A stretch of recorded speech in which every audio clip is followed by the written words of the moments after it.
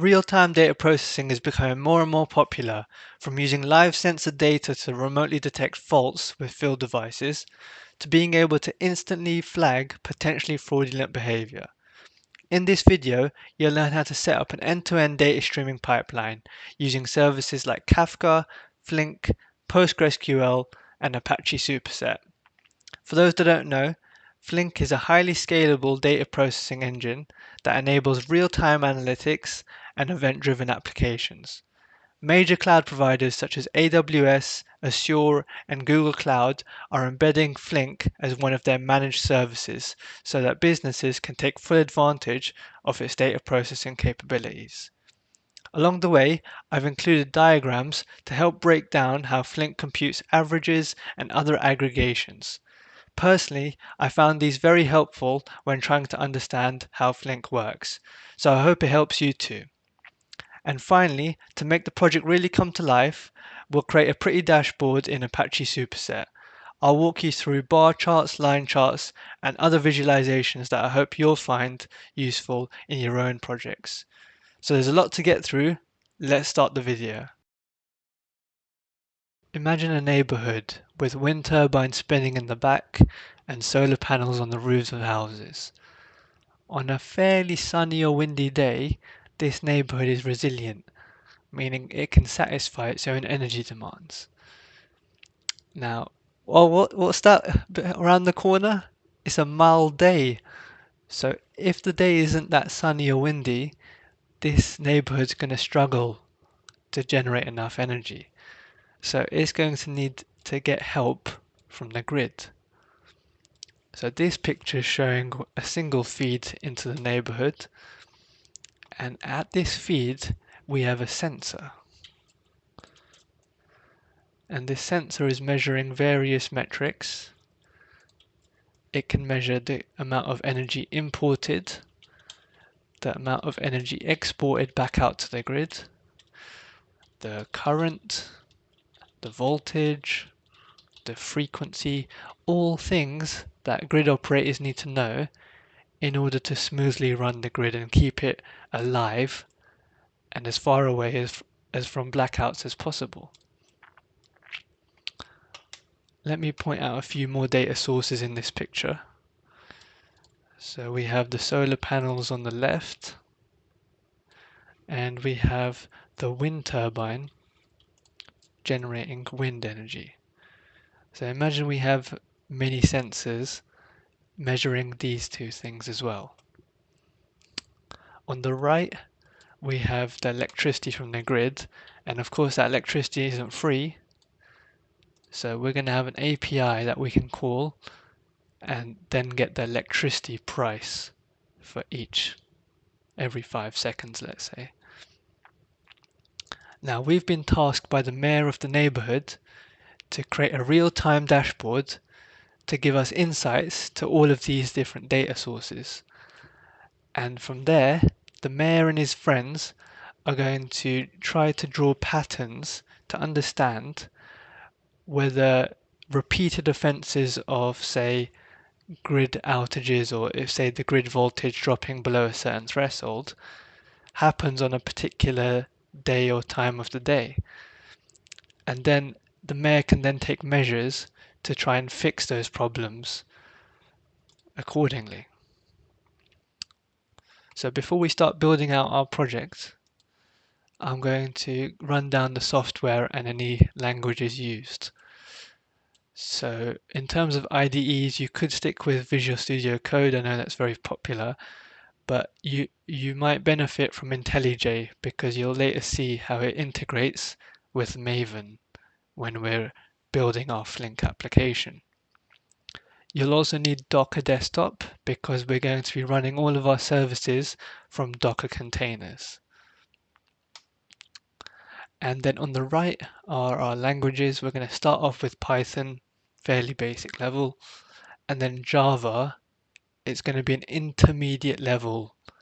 So if you need to get up to speed with any of these things, then I've left some links in the GitHub repository to useful courses that you might want to check out.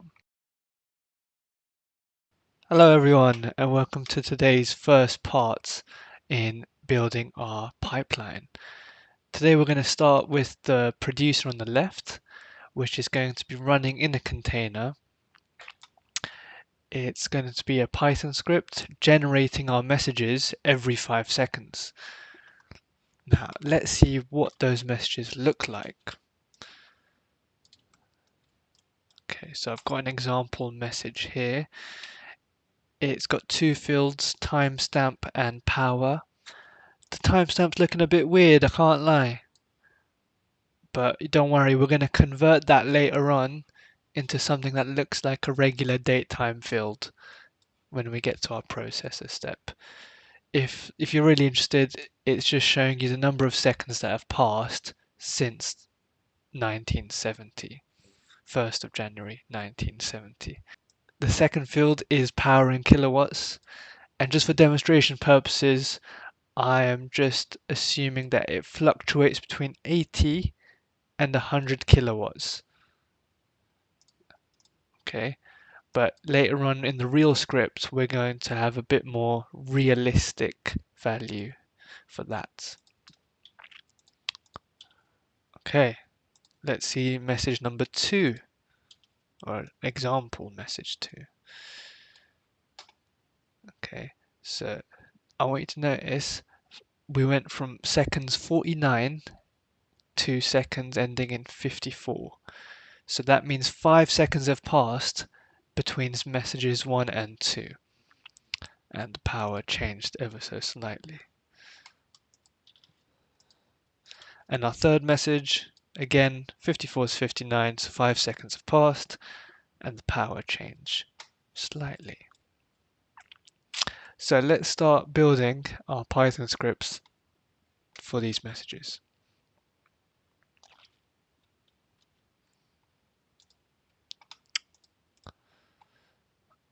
Okay, so I'm going to create a folder. I'm going to create a new folder for each service that we'll be making in our journey.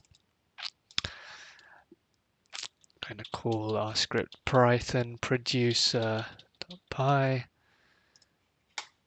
And to speed things up, I've already got the dependencies unlocked. Where are they? Where are you? Here we are. Okay, so the easiest way that I know of to do this is to create a gen.data function that will generate data for each timestamp. Let's create a skeleton dictionary.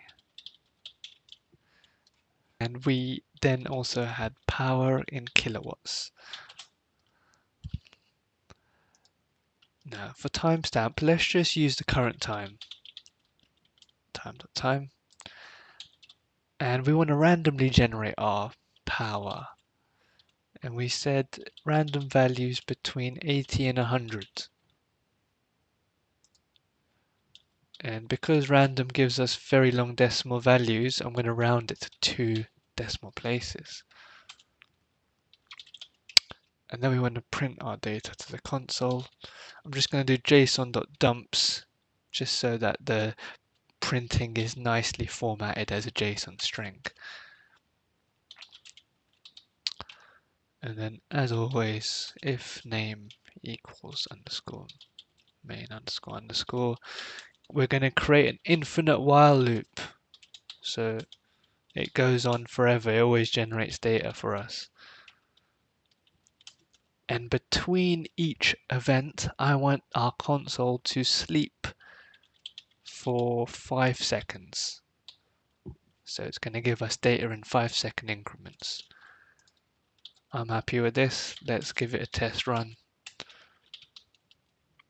Python, what did Python? And boom, we can see data in our console. 60 to 65, 5 seconds. 70, and 75 is the next one. Yes! Predicted correctly. Okay, let's stop. So this is going to generate data very slowly. We want to be able to generate a day's worth of data in, say, just 2 minutes. So to do this, we are going to accelerate our data generation here. And to do that, let's create a new variable, simulation time. We're going to start it off with the current time. And then every time we call our function, we want to increment that by 5 seconds. Okay. And so now all we need to do is generate data.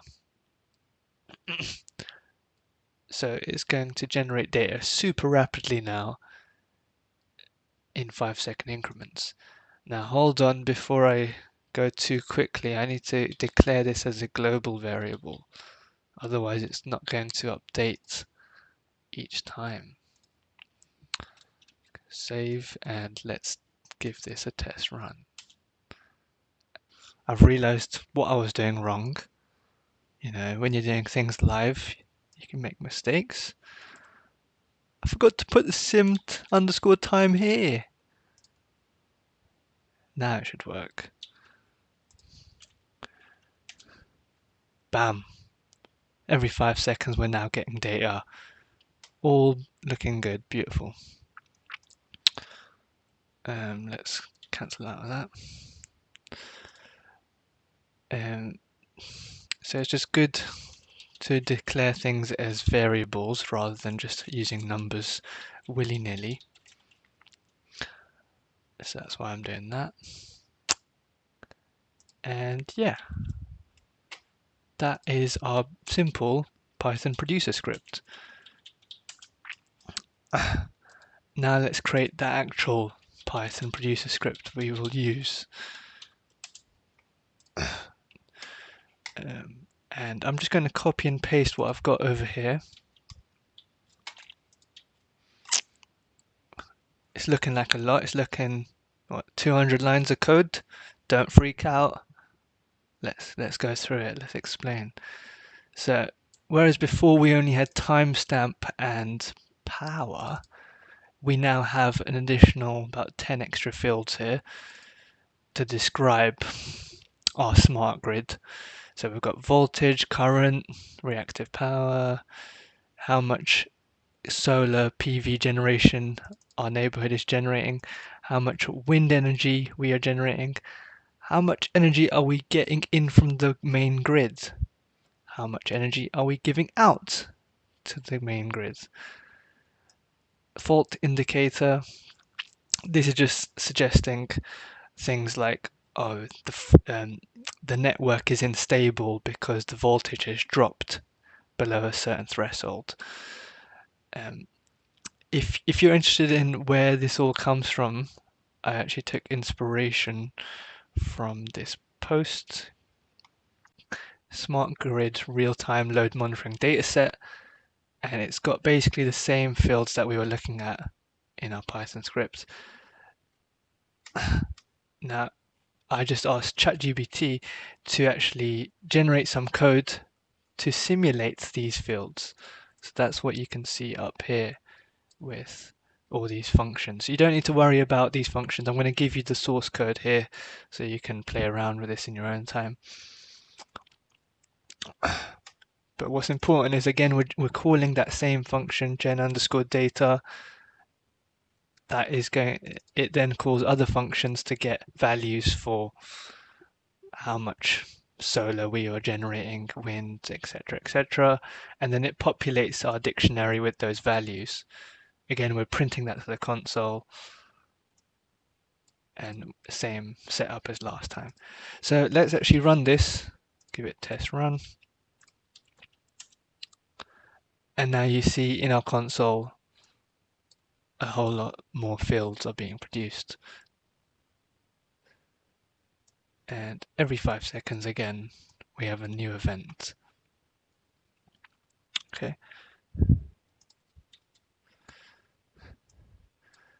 Now I'm going to keep the script simple like this, where it's just generating very slowly every 5 seconds, but at the end, I will use the accelerated data generation as we did with our simple scripts using simulated time.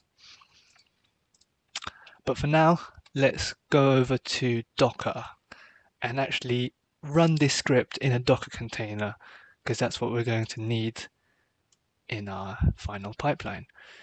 So if you haven't already opened up Docker Desktop, you need to open this up if you want to run Docker commands in your terminal. As you can see, I've got no containers running at the moment. I've got none. You can also check this by running docker ps, so no containers. If you want to check any images that you have in your Docker local repository, you can run this command. These are some images I have from earlier. Don't worry, I'm going to be rebuilding all these images so that you guys can follow along. Okay, so Docker file. We're going to be creating a Docker file for our Kafka Producer.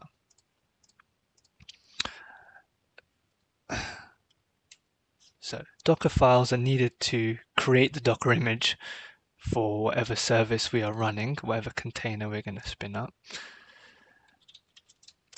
And we are going to take from the Python base image. So I earlier had chose version 3.8-slim. Slim just gives us a slightly slimmer image to work off. Slimmer images allow us to spin up containers more quickly. Can make development a bit faster. Then we're going to set our working directory to the home directory. And then we are going to copy over our Python producer script, which is on our local machine. And then we're going to copy it over to the working directory in our container, which we had just set as our home. Once we have done that, we can run cmd and then run the Python command -u --.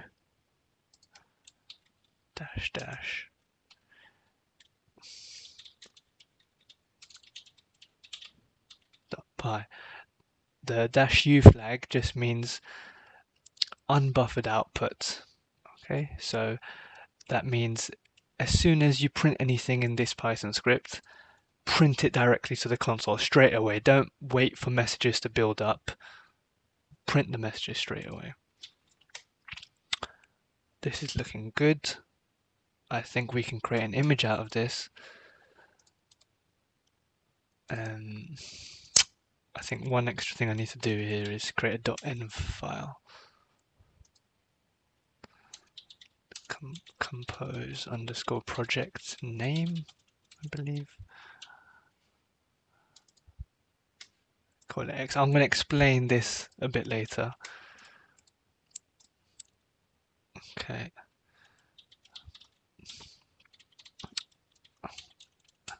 And now we're going to create a docker compose.yaml file. So the YAML file is where we declare all of our services. One being the Kafka Producer. Okay. Now, we need to tell Docker where it can find the Docker file for Kafka Producer. So we say context, and we say that the context, you can find the Docker file starting from the current directory, move into this directory called Kafka Producer, and there you shall find the Docker file.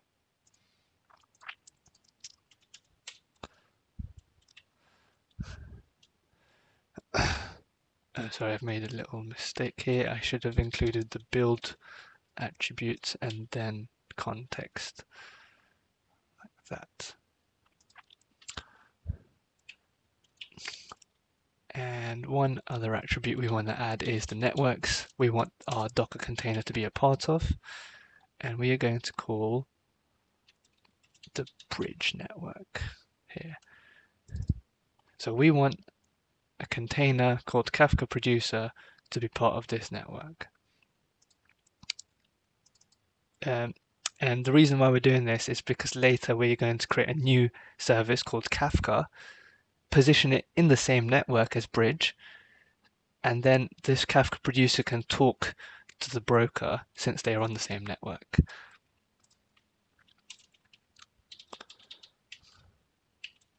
Okay, now if we're going to go declaring networks, we have to actually have a network section, and we are going to call one of our networks Bridge. And you could add this attribute driver as Bridge, but really that's just a default driver. If you don't declare it, that's just a default. And what that is saying is, any networks that have this driver of Bridge, the containers on that network can talk to each other, which is what we want.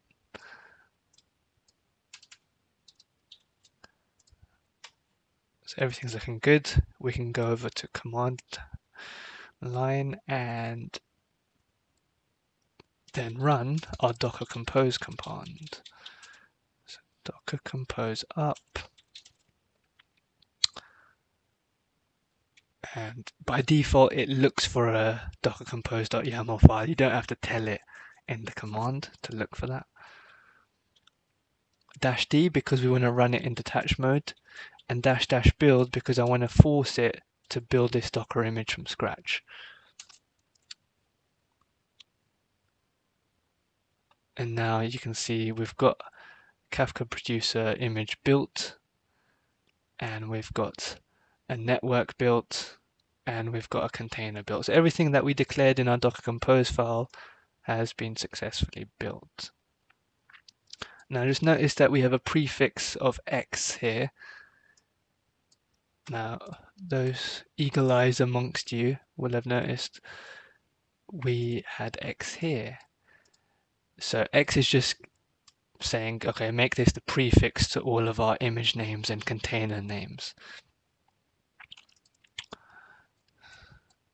Okay, and if you like the GUI better, then you can also see it in the GUI.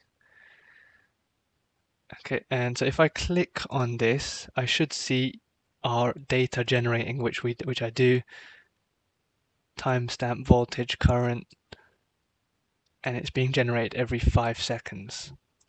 So yeah, you can see the logs in the desktop here, or you can see the logs in your command line by running docker compose logs, and then the service name.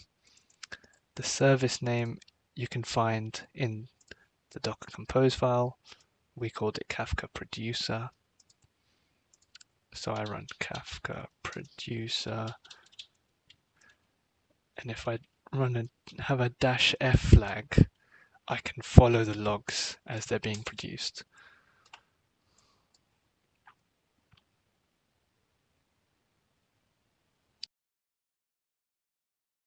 Hello everyone, and welcome to part 2 of building this data pipeline. Today we are going to focus on Kafka. Kafka is our broker, message broker. Think of it as just a messenger. It's just taking message from location A to location B. It doesn't do anything to the message in between. So I've found this link which can get us quickly started with the Docker Compose file.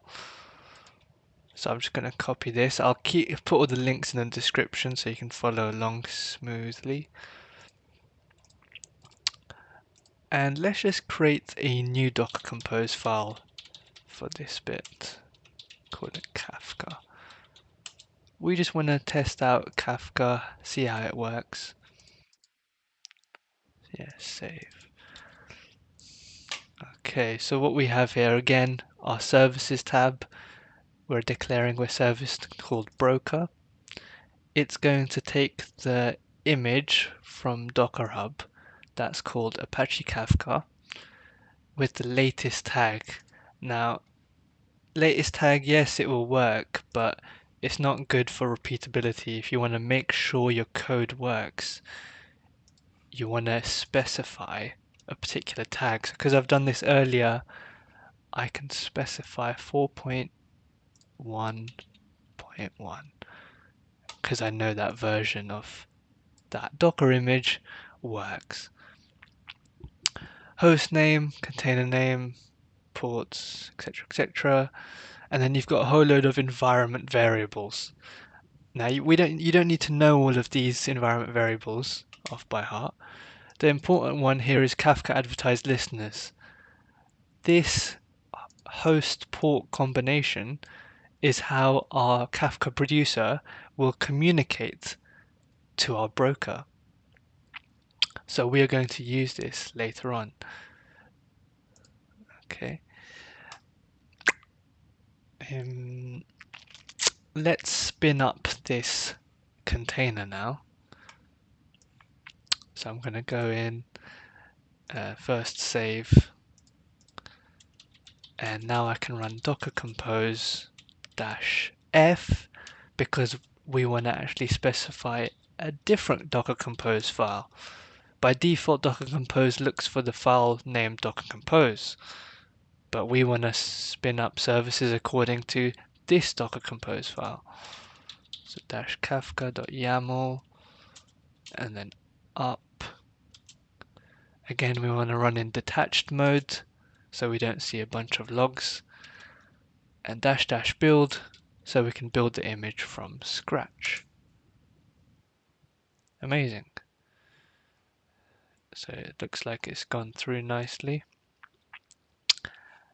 And now we can actually enter into a shell terminal within our broker service.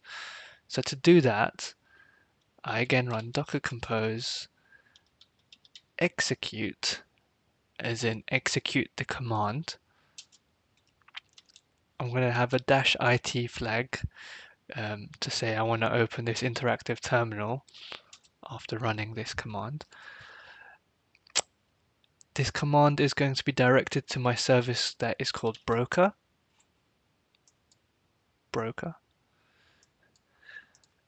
And the command will be bash. So I'm going to open a bash terminal inside. Okay, so now I want to position myself in the correct directory that allows me to do fun things. So ops kafka bin, and here you will find a load of shell scripts. Okay, so you can run some of these shell scripts to do different things. The ones we're interested in are Kafka console consumer, Kafka console producer. So these two allow you to consume from Kafka topics and produce messages to Kafka topics. And Kafka topics, this one, will let you get metadata about a particular Kafka topic. So let's play around. Let's produce some data to a test topic. So to do that, we run the Kafka producer, Kafka console producer script.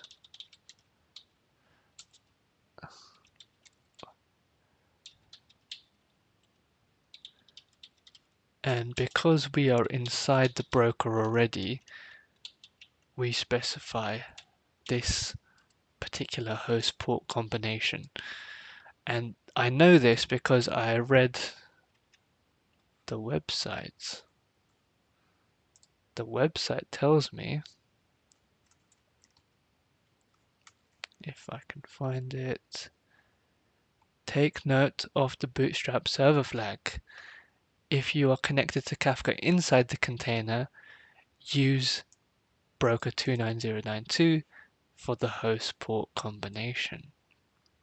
If you are outside of the container, then you would have to use the other host port combination that we saw.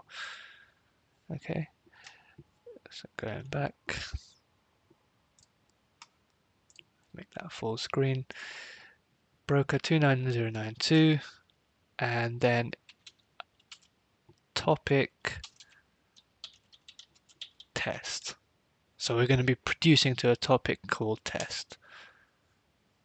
And now that arrow means yes, the broker is accepting whatever messages we give it. So I'm just going to paste in some messages. Let me paste in one more. Just got a warning message. I think that's okay to ignore. And that's enough messages. Let's come out of that. Okay, clear. So now that we've produced a few messages to the test topic, we can now consume from that topic using the consume script, this one.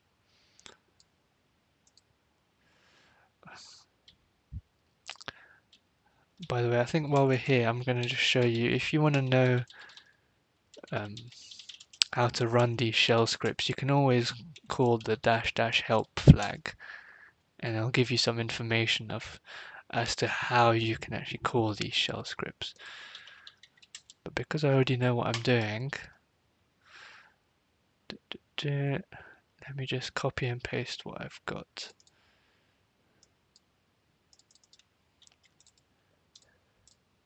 So this says consume from the topic test and consume all messages since the beginning. So since the topic test was created.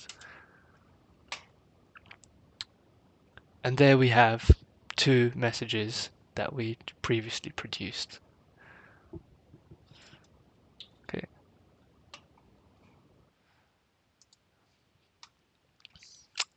And that is how producing and consuming messages works. Now let's go back to our actual pipeline.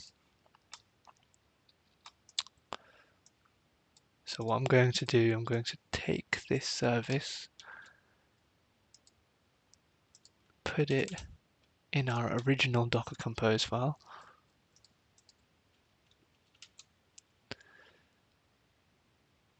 I'm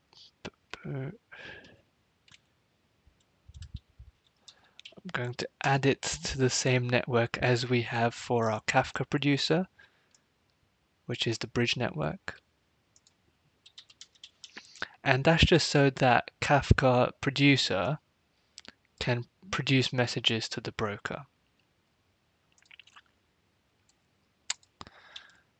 Okay, now there's a few things that we want to change here for this service. So we need to make sure that the broker is up and running before the producer starts sending messages. So in order to do that, I'm going to create a shell script. And I'm just going to copy and paste this in.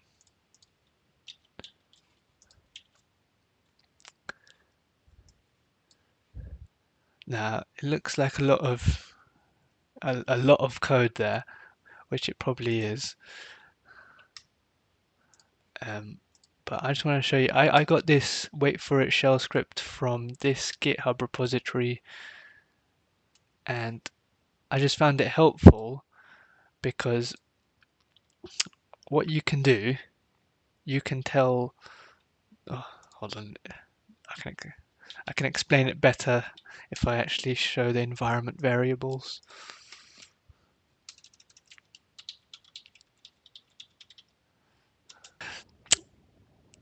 This shell script looks at the environment variables for our Kafka producer, and we have one here, and it's got a host port combination.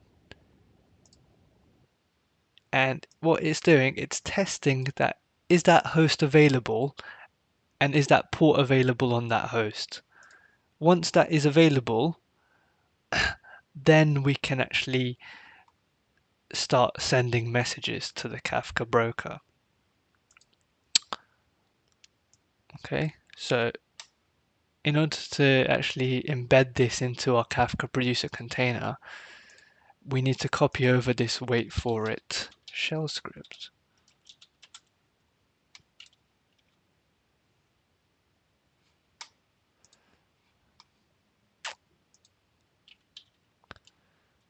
And then I'm just going to copy what I have already done.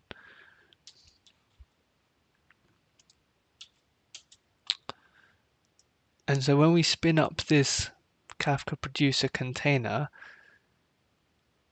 before actually running the Python producer script, we're going to run the shell script to check whether our Kafka broker is up and running.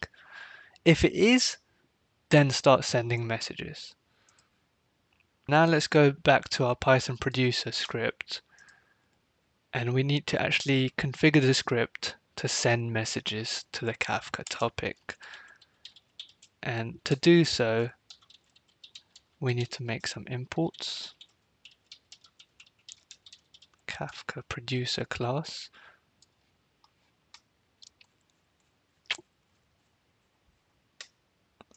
And then down here, I am going to make some extra configurations.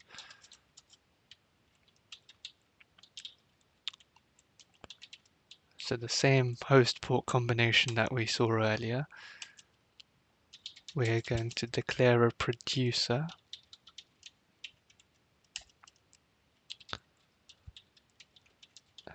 to use the same that host port combination. And then there's going to be a value serializer. And this is just so that you can encode the data in the right format that Kafka expects the data to be in.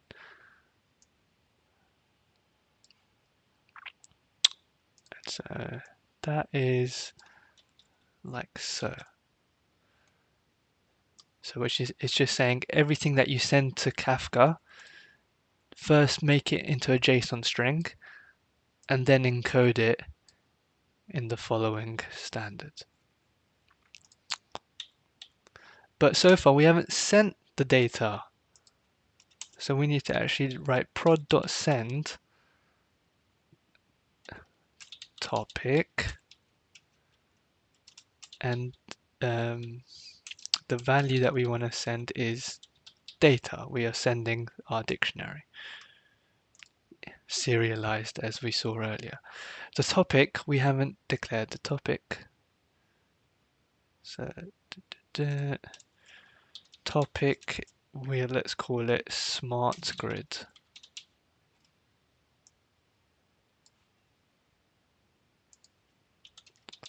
Topic.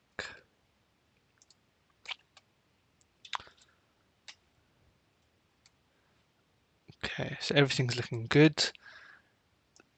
Now, dependencies. We had no problem importing these dependencies into our Python container earlier. However, let me go here. So the base image here does not include this library, the Kafka library. So therefore we need to run a pip install command when we first build this image. So to do that, again, we go here and we go copy requirements.txt to the container, to the present working directory, sorry. And then you can run pip install -r requirements.txt. And there's one small improvement that we can make upon this, which is to not use the pip cache, and that will just make our image slice slightly smaller.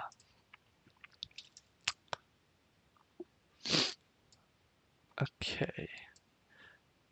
Oh, we haven't made our requirements.txt, so let's do that.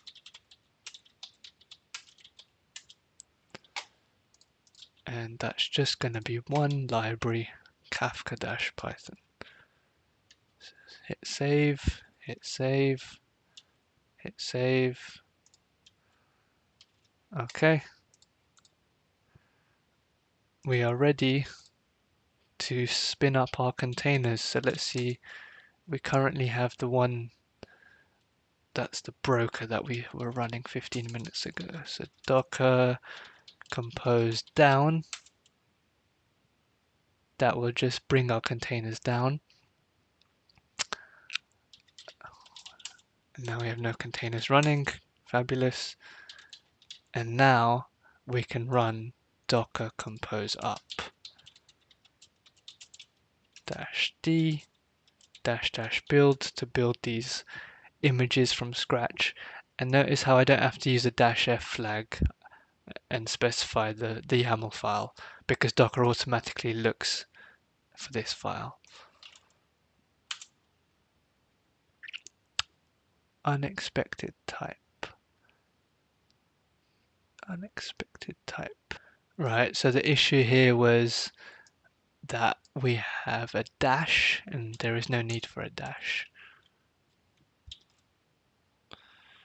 And while I was solving that mistake I made, I noticed I didn't have a depends on attribute. Now this is just good because I know we have the wait for it shell script that will tell Docker to, it'll first spin up the broker before actually starting to produce messages. But just putting that depends on attribute tells Docker an order in which to build these containers. And so because Kafka Producer depends on broker, Docker knows to build the broker container first.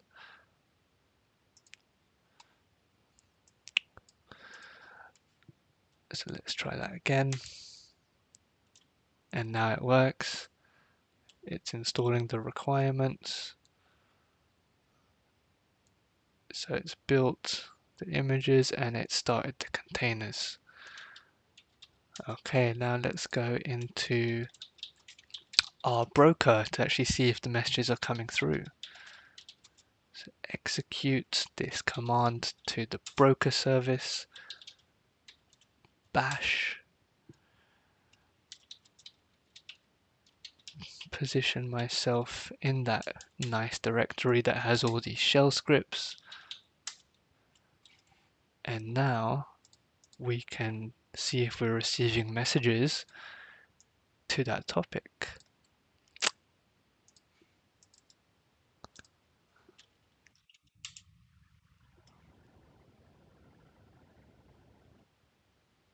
And yes, sir, we are getting messages every 5 seconds, happily. So we know it's all working and we can move on to the next step. Happy Saturday, everyone. Today we're going to be looking at the Flink processor. So Flink is the favorite of my services because that's where all the action is. We're grouping all our data together, we're taking averages, and then we're going to be sending that data along the pipeline later. But let's go to our Python producer first. Let's actually see how the flow's going. So first of all, I should mention I've changed this field from power to wind to represent the wind generation, or the wind power, I should say. I hope you forgive me, I put a wind turbine emoji there.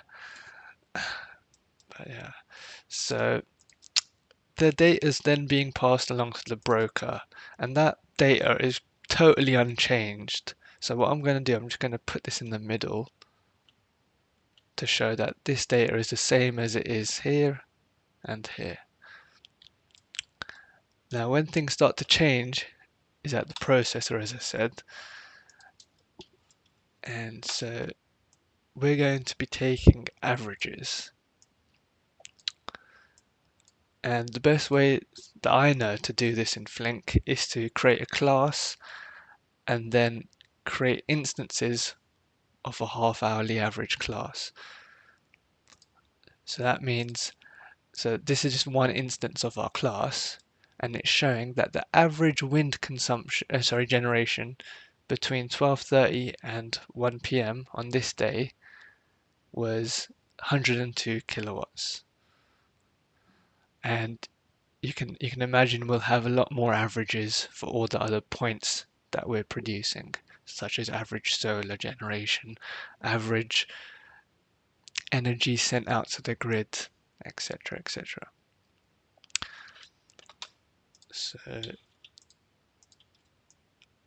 here's another instance of our average class, and it's now for the following half hour. So it's the average between 1 p.m. and 1:30.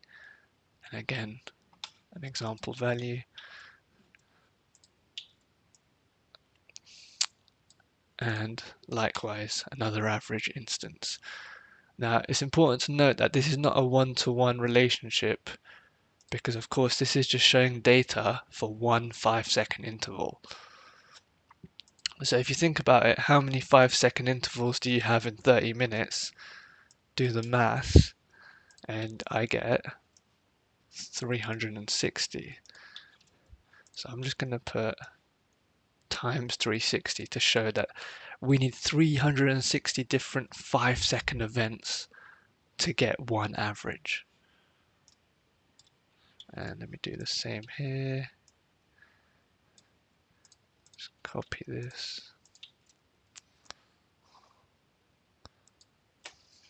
Okay. And so this is how our setup should look like once we're done with Flink. Of course, we're still running the first two services in a Docker environment. Eventually, we will extend this environment to include Flink also, but for now, we're going to be testing on our local machine. So it just allows for quicker development. And the way we do that is we're basically running Flink within what's called a Java virtual machine. And you need to make sure that that virtual machine has access to all the dependencies that the Flink application is going to use. So we'll get into all of that in just a second. Let me go into the prerequisites for this section. So we're going to be using Docker like before, Maven, IntelliJ, and Java. Java is a pretty good level of Java that we're going to be using. So I have included a few links here. So I really recommend this course. It's 12 hours long, but it goes through all the fundamentals of Java. I find it very useful for me. So I'll put that link in the description or wherever. This is Maven. It's a very good video for Maven. But basically Maven, we're going to get into it right now. We're in our project. So as you can see, we've got the same Kafka Producer, Docker Compose file. And I'm going to use Maven to generate me a boilerplate project for my Flink processor. And the way to do that is, well, they've actually got instructions here how you can get started. So you can use Maven and then the command archetype generate to generate some boilerplate code for a Flink application. So let's go ahead and do that. By the way, this is for a Linux environment, a Linux shell. So I'm just going to change this command, just so replacing that with backticks so it can work in PowerShell. So, okay.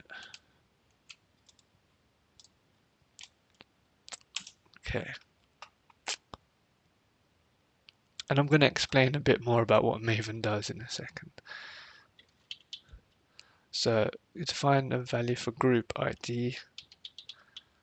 So group is just your organization name. Artifact, so we're building out a Flink processor. The version is going to be 1.0. I'm going to default my package name to be the same as my group ID. Press enter. Yes, build package.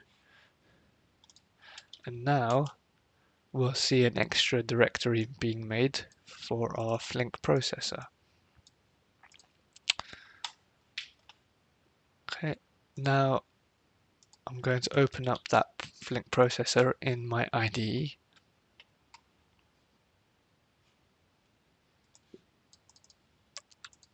Open streaming Flink processor.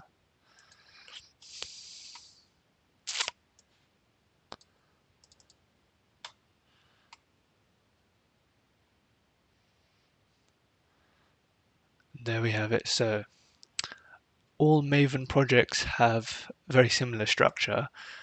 They start off with the root folder, which is your artifact, followed by your source directory, main, Java, your group, which is your package, and then your main class, which we've called it data stream job. And then they've given us some boilerplate code here. Now the best way to get started with Flink is go over to their documentation, and you can get an idea of what a Flink program looks like. So it starts off with an execution environment. This is where we're going to be loading in our Kafka messages. Load the data. Then we can do some transforming, taking averages on our data. We can then send our data. We're going to later send to a Postgres database. And then we need to actually execute our program. So yeah, you can read through these in your own time, but I'm going to show you everything anyway.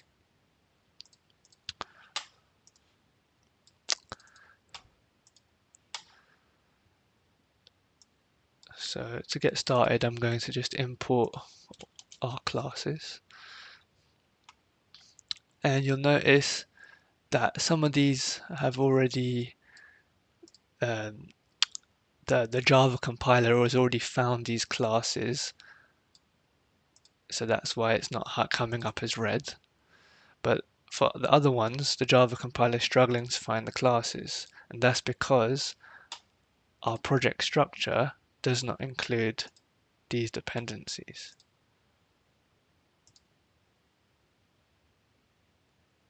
It includes some of them, but not all of them.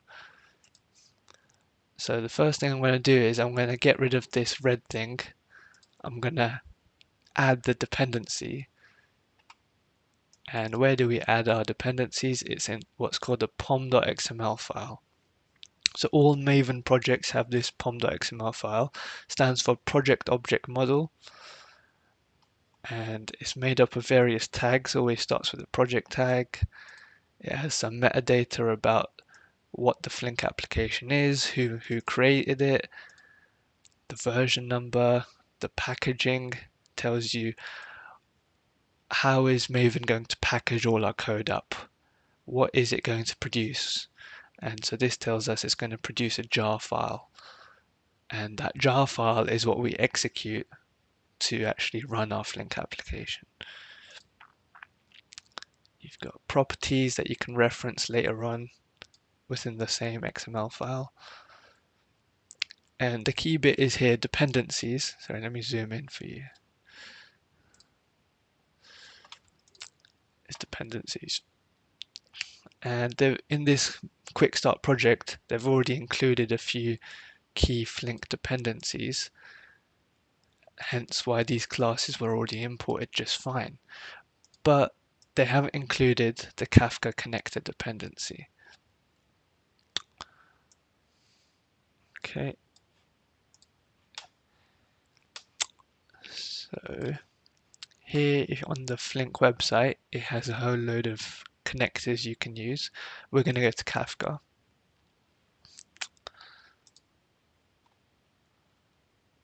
And then here is the dependency that we're after. So I can use that, copy, and search for it in the Maven repository. So the way you do it, so you do org.apache.flink, which is your group ID. I know this just by doing some research, but you could also find it from the start of your import. And then I'm going to paste in our dependency that we need to get.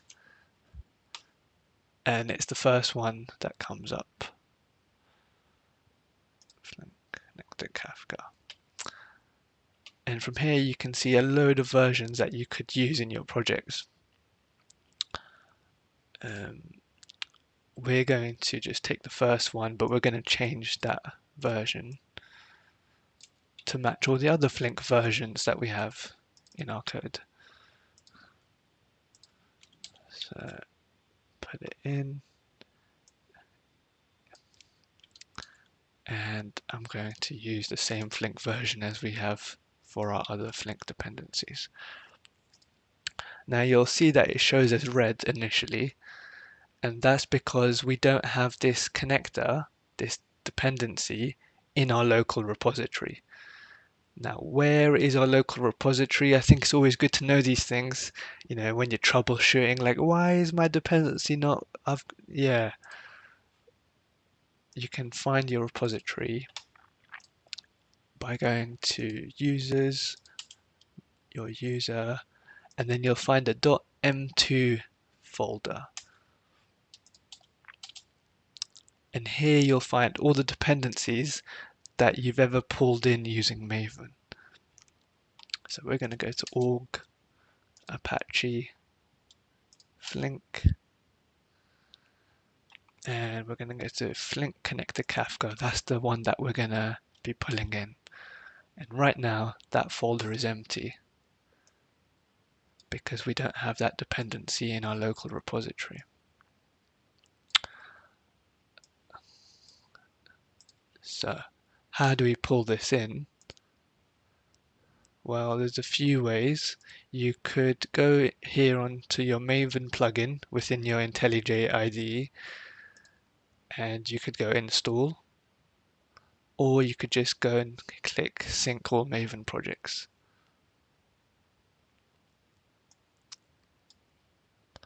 And then it's going to give me an error. Could not find that dependency 2.2 version in the central repository. So what's going on here? Maven has tried, it's looked at this and it's gone and said, let me pull this dependency from Maven Central, the remote repository.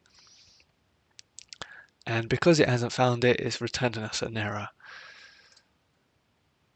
And I know why this is. It's because that version of the connector does not exist. So if I go back to the repository, you don't, anywhere here you don't see a 2.2.0. So what I instead did was I downgraded to 1.16.0. I could have gone 1.17, but I've chosen 1.16 for this. So I'm going to change my Flink version in properties.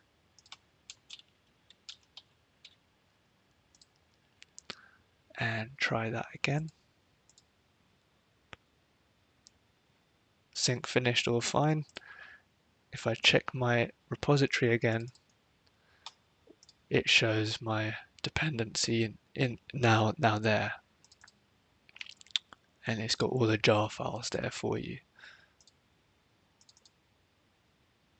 That's interesting. 1 kilobyte, so it's not successful. So that's the power of Maven. That's one power, that it can go out and it can find all the dependencies that you list here. And if there's any dependencies within these dependencies, it'll go and fetch those as well. So it just makes your dependency management a whole lot easier. Okay. And while we're here, the second main point to using Maven is that it's a build tool. So what we're going to do after we've created all our code is going to build a jar file for us to go ahead and then run in our container that we use later. So let's start building out our code.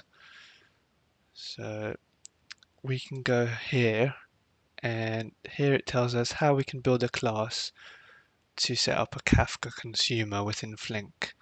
So I'm going to copy that.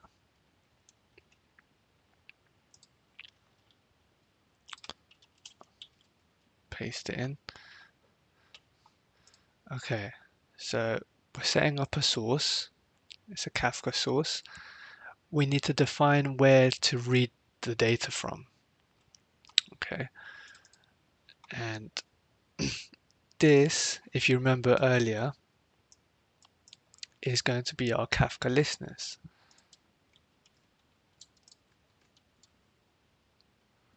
So here, if you notice, we've got Kafka listeners,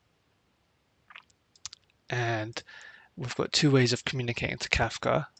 We can either reference broker 29092, but that's only possible if Flink is on the same network, Docker network, which it's not at the moment. So the alternative way is to use this, which is basically localhost. So your Flink is going to be talking to the local host via port 9092. So let's include that. So it's localhost 9092. Set the topic. So we're going to be reading from the topic smart grid. Group ID is the group which this Kafka consumer belongs to. We can leave it as my group for now. Starting offset, so this is from what point do we want our Flink application to start reading the Kafka topic. And at the moment it's earliest. So that means that the Flink is going to read all the messages since the topic was made. The other alternative is latest, and that means Flink only reads messages since the Flink application was up and running. But we want to read all the messages, so we're going to stick with earliest. The deserializer, so if Kafka is sending us byte messages, we need to deserialize that into something that Java can use. And here we're just deserializing it into strings because we're just going to simply print it to the console for now. And then we're going to build that Kafka source. Environment.from source. Okay.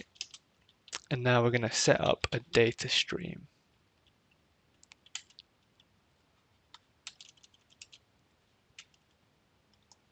So data stream class, or source I should say. So all data streams. The first data stream that you make will be the data stream source.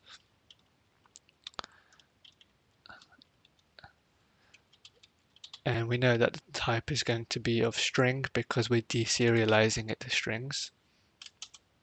And we're going to call it Kafka stream.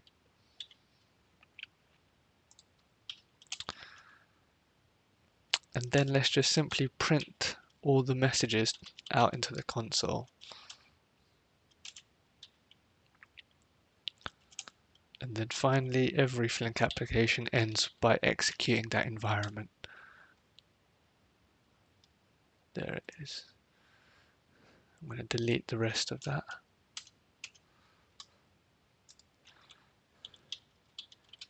Call it testing Flink. Okay, looks good to me. Let's go over to PowerShell.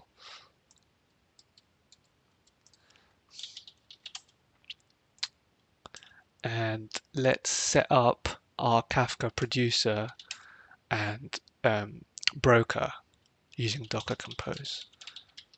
So Docker Compose up -d --build just to be sure. So it's going to be building the Docker image again and then starting containers from those images. Run docker ps. That will show that the containers are up and running. And now we can actually start our Flink application. And if it all goes to plan, we should see printed messages in our console. It's giving us no class found error. Okay. So the no class found error that we've got here is because of how we define the dependencies in the pom.xml file. So here you'll notice the scope. There's a scope tag here. And right now the scope tag is provided, and the quick start project, defaults to this scope. What does this mean? What does scope provided actually mean? Well, let's go over to here. So there's two main scope versions that you can either provided or compile. Provided means that this dependency, this library, is only used to compile our code. So compile just means, okay, when we're trying to write our code, does Java understand what classes we're initiating, and can it hint relevant methods to that class? This is all the Java compiler. The Java compiler knows that Kafka stream is a data stream source, and these methods in red are all methods of the data stream source class. That's what compile is doing.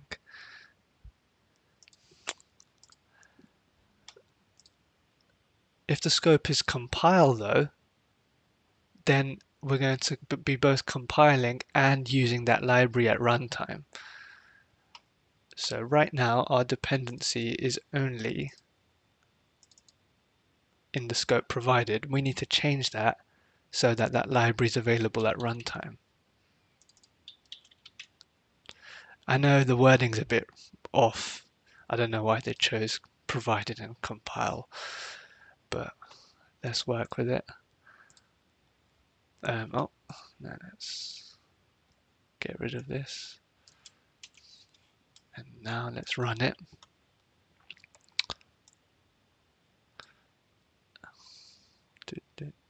Still giving us a no class found error.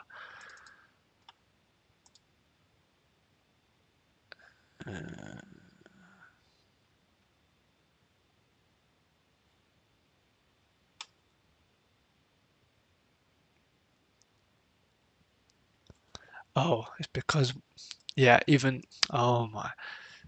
Yep, okay. So I forgot to sync my Maven project. Okay, if you don't press sync, then those libraries won't get updated. So any changes you make to this pom.xml file, always remember to hit sync, unlike me. Alright, let's try again.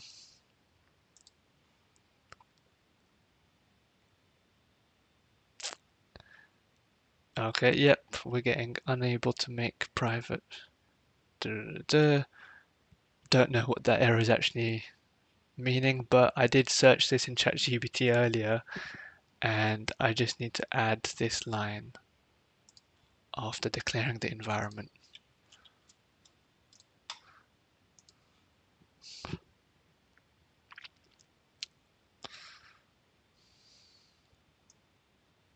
Okay, it looks good. And by now, yep, as I thought, the Kafka producer's being on for like 5 minutes now, so a lot of messages have come through, and the Flink application has printed all the messages since the topic was created. And it's doing that, remember, because we told it to do so. We said earliest. Read all the messages since the topic was made. So at the moment, we're just printing our messages out into the console as strings. And that's because here we used the simple string schema. Now, it's much easier if we can work with classes, because classes can take attributes for voltage, for current, for power, for the various readings we're taking. And you can sum all those attributes together and take averages much more easily using classes. So what we're going to do, instead of using a string, we're going to instantiate an instance of the reading class for every message we receive. So let's take down our containers, Docker compose down, and that should make this Flink job stop as well. And there we go, it stopped printing messages to the console. Let's stop that job also. Okay, so for this example, it's easier if we just work with lesser data. I'm going to just use two fields. I'm going to use city and temperature. Hit save. By the way, this is the same Python producer script we have been working with for our Kafka producer. Okay, so now we're sending different data. We want our reading class to be able to take that data. So let's go and create that class. We're going to declare the attributes, so it's public string city. These attributes need to be public because otherwise our deserializer won't work, and I'll show you the deserializer in just a sec. Now usually with these classes you need to create a constructor class, and that constructor class looks like this.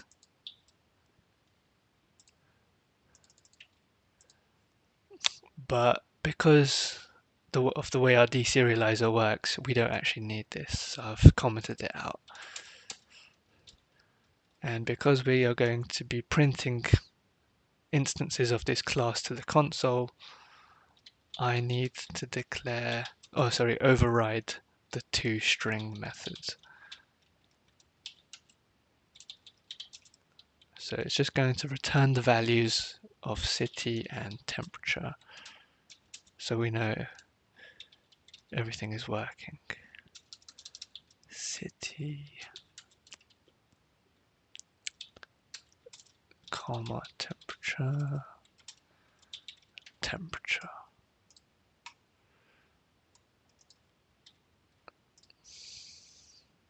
Okay.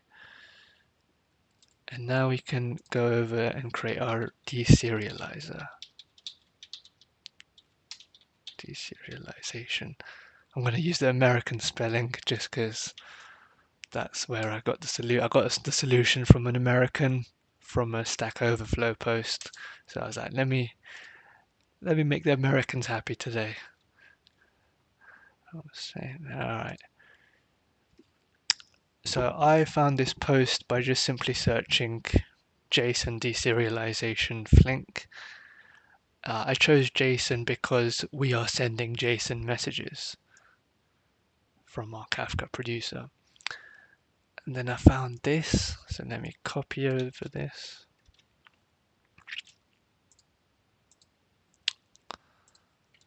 And paste that there. Put the imports to the top.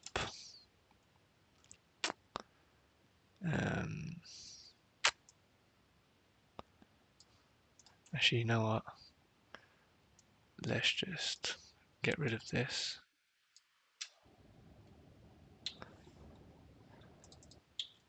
Yeah.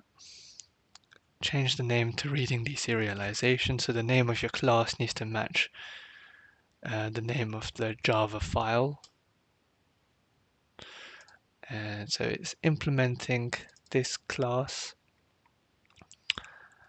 And then here you've got a lot of click event classes. So this is the class that we are going to create when deserializing. So I know I'm going to create the reading class. So I'm going to copy that everywhere.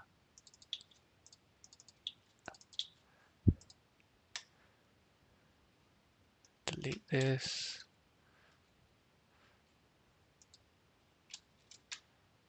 And that is our deserializer done. And so now we can use that deserializer here. So what I need to do is go new reading deserialization. What is the problem?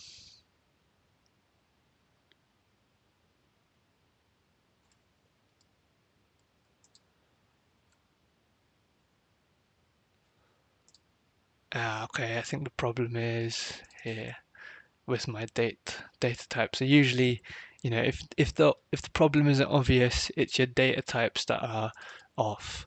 And so because we're deserializing now into a reading class, I need to change the string to a reading. And this should also be reading. And now we should be good to go. So let's start up our environment again. So this is going to spin up our Kafka Producer and Broker. Remember, our producer is now producing different data. It's just city and temperature that we're publishing. And so if I run this Flink application, we should see the messages for city and temperature. Yep. And notice this isn't the JSON anymore. This isn't the JSON because we are deserializing it into the reading class. So really what we're printing is this string. Okay. So you should feel good about yourself. You've basically created an instance of a class from a Kafka message, and you're one step closer to being able to do aggregations. Okay, so we're making excellent progress, guys. Let's keep going. So let's actually do some transformations onto our stream of events. So this page describes all the different transformations you can do. So such as map, which maps your data stream onto another data stream. That's useful if you want to maybe change what your event type is from, say, a reading class into a tuple, as you'll see shortly.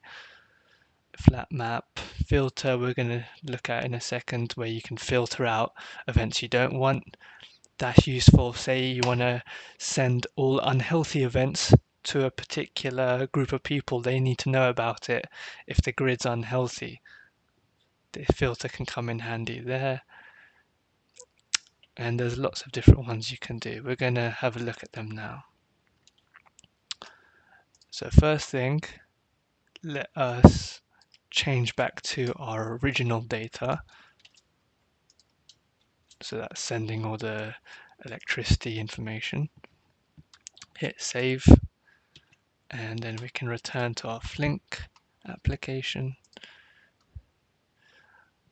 I'm going to change the name of this to reading stream, since it's a stream full of reading instances.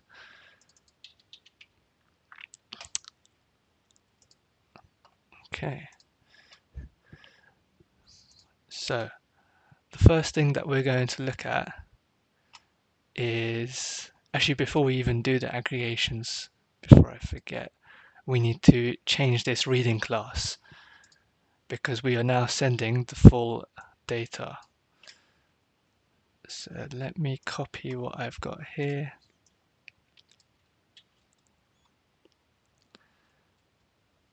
There we go. So it's the same thing as before. We're setting up our reading attributes. But you'll notice for some attributes I've got this JSON property decorator, and that's just because the attribute that we are declaring here does not match what the JSON field that is incoming. So in the JSON, you've got voltage flux and then percentage sign, but the attribute is called voltage flux percent. So you need to add that JSON decorator so that this deserializer can work properly.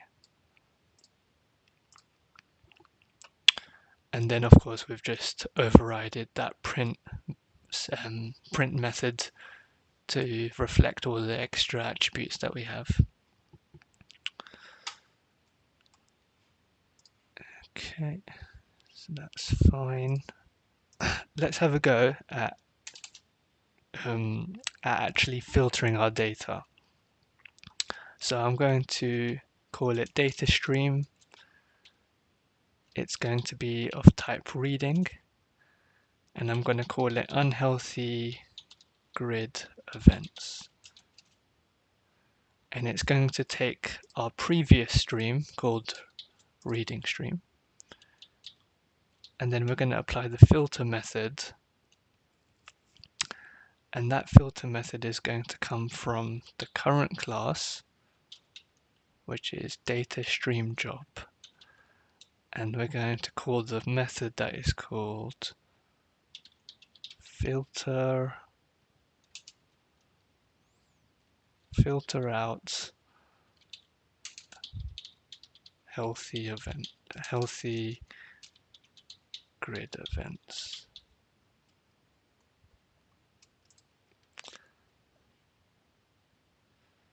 And then we need to import the class, and then we need to create this class. So not class, method. So I'm going to call it public static boolean. So this method's going to return us a boolean, true or false.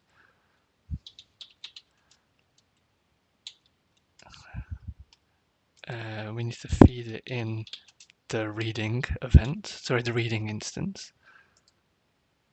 And then we're going to check the fault indicator for that reading. And if that equals 0, then we want to return false. So how do we do this? We do .fault underscore indicator. Sorry, not equals 0, equals normal. Then we want to return a false. So any readings that have a normal for this fault indicator value, we are going to filter out. It's going to return a false, and they're going to be filtered out. Okay, it's looking good. Let's set up our containers, our Kafka Producer and Broker. So to do that, I do docker compose up -d -build. Because I changed that Python script in the Kafka Producer, I need to run the --build flag so the image gets built from scratch. And now I can run my Flink application.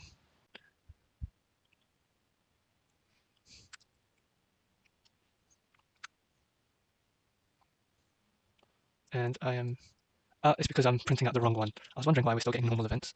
Let's do that again.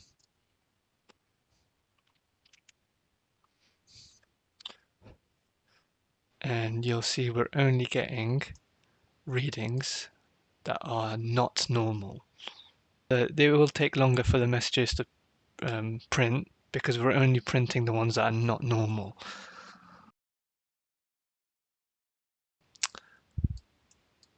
So what's going on? We're starting off with a data stream, that's our reading stream, and it's full of the reading instance. Okay, so it's full of reading instances. We then call the filter method, and we return another data stream full of reading instances. Okay, but now those reading instances will be less than what we started off with.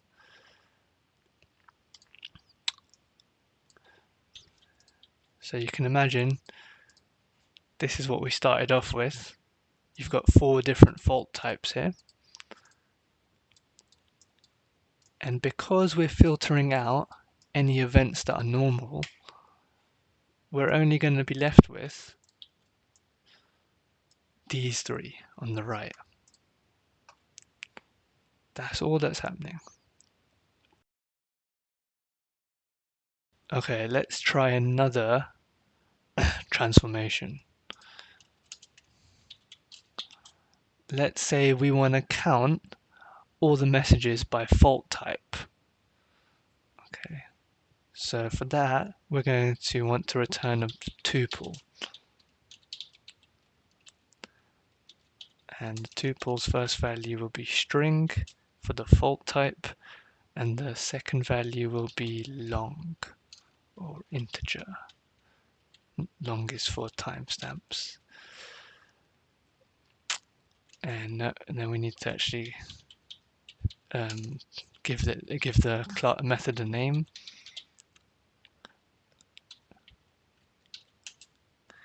And again, the method, just like our filter method, is going to take the reading as an argument. And then we can, let me just import the class. So yeah, the IntelliJ IDE is very good. You just click import class and import the classes at the top. And now we can say return tuple2 off, and the tuple is going to have a value of the fault indicator and 1. And that 1 will become clear in a second. Let's get rid of this filter method. Get rid.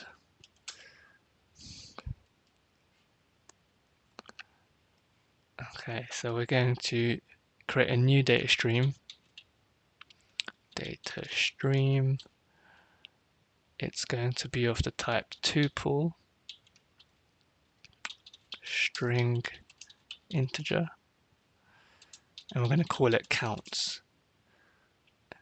We're going to take the previous reading stream and we're going to first map.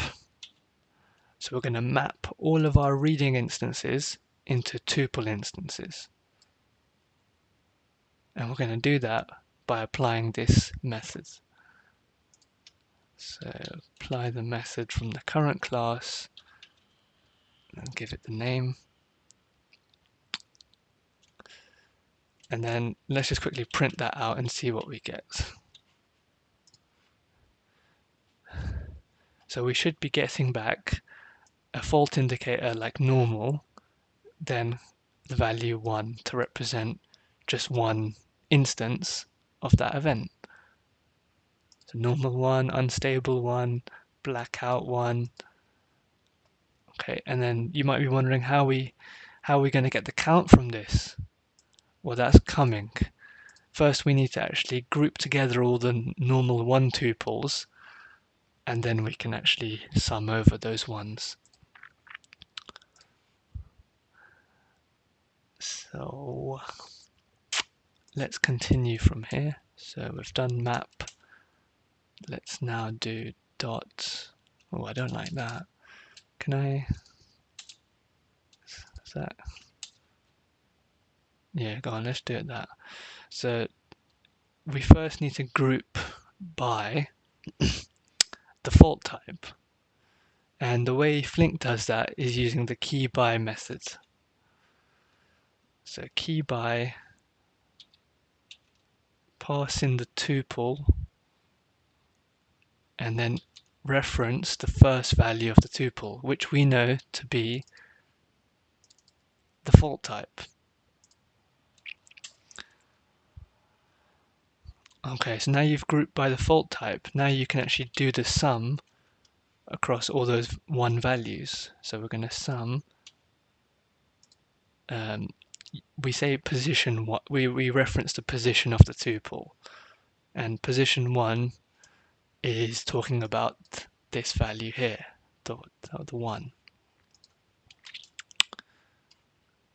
Okay, looks good. Let's run it. We've still got our containers running, so everything should be fine. And now you can see the count incrementing for 1 every time it receives a new event of that type, fault type. So we're getting a lot of normal events. Will we get a blackout event?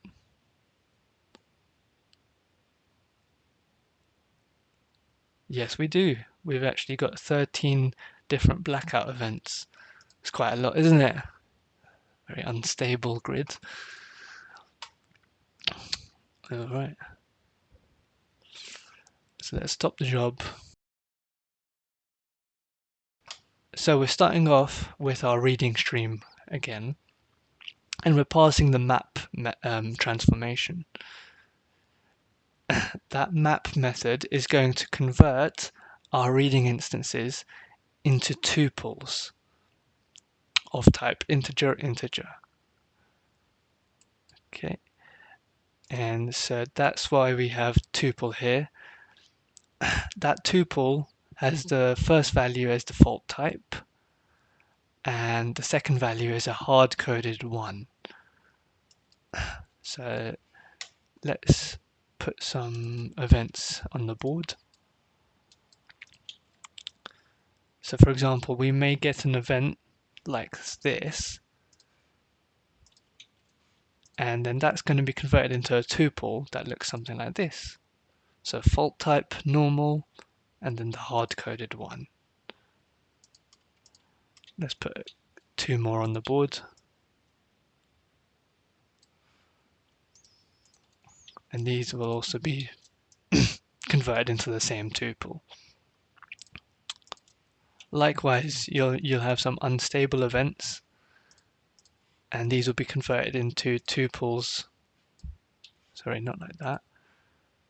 Into tuples that look like this.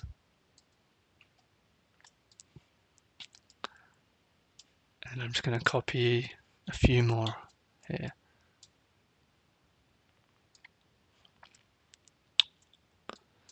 So you've now got a data stream of tuples.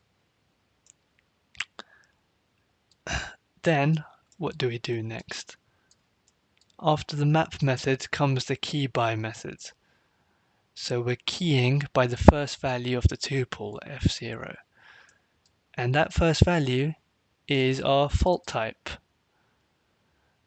So that means, and remember key by is the same as group by in Flink. So that means all of these events go to one partition, and all the unstable events go to another partition. So events of the same fault type will go to the same partition.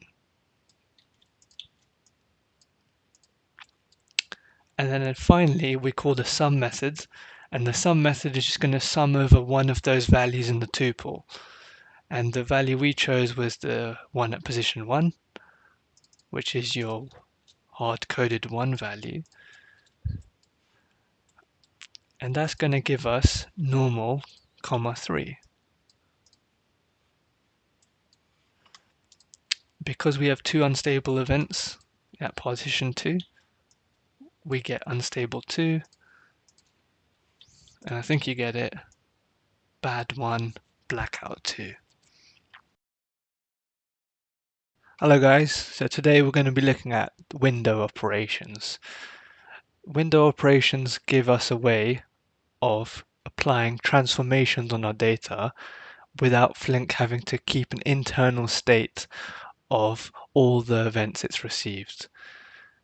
So if I go back to this, so far, when we've been creating accounts of each fault, so we've got 3 normal events, 2 unstable events.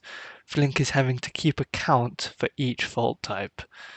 So if by chance we receive another bad event, this event could be 3 days later, Flink still needs to keep a track of how many bad events it's had.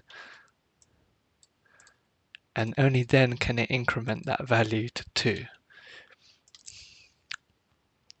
Now, instead of making counts over an infinite period of time, we can ask Flink, please count how many events within a certain time span, say 30 minutes.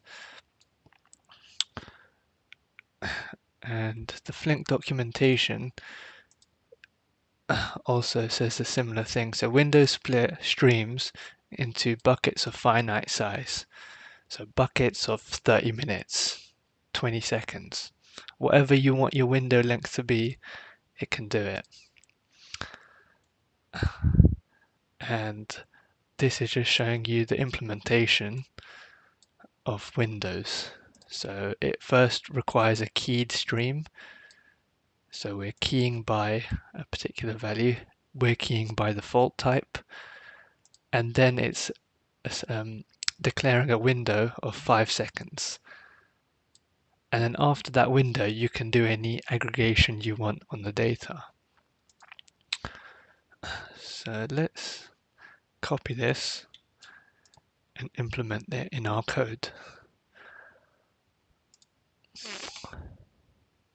So right after we do our key by, we want to apply a window. And let's specify 10 seconds.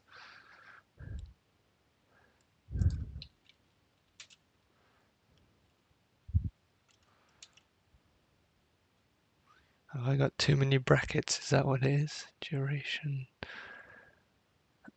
Oh, okay. I must be using a older version of Flink, so I need to change it to a time type. That's okay. So time dot seconds 10. What's the problem? Time dot seconds brackets. There we go. Okay.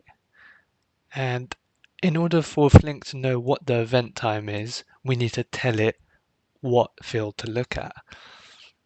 And so we do that.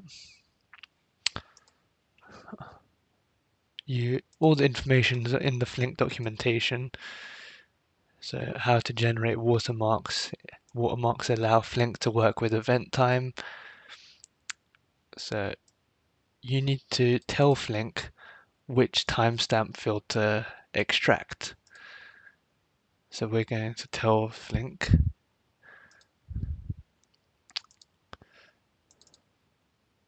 to extract this timestamp attribute from our reading instance.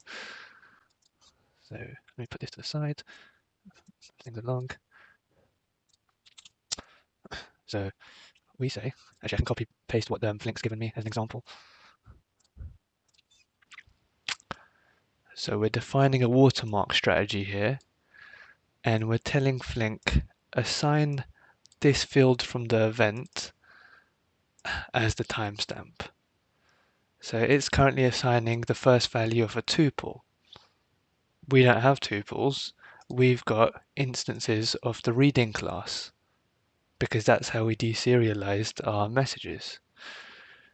So what we're going to do is first change that tuple to reading,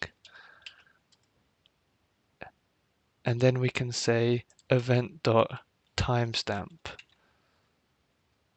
And now it's going to use this attribute as the event time. So let me declare a variable here, watermark strategy of type reading. Don't need to give it the full class path. And then call it watermark strategy. And I also want to change this because this is only if you would expect events to reach Flink out of order.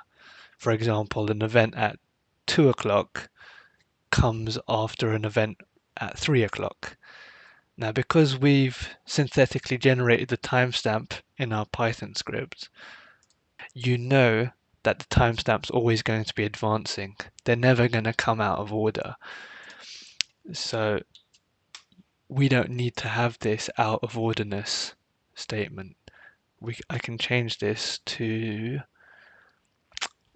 for monotonous timestamps, and it doesn't take any arguments. Good. And now we can apply our watermark strategy here.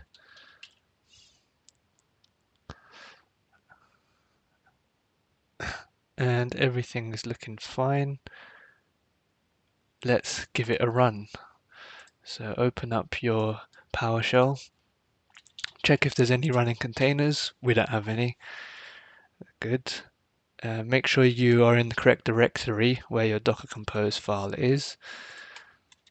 And then you can run docker compose up-d-build. It's going to build those Docker images and start up those containers. Also, if these Docker commands aren't working for you first time, I probably should have said this, you need to make sure Docker desktop is open. So we can now run our Flink application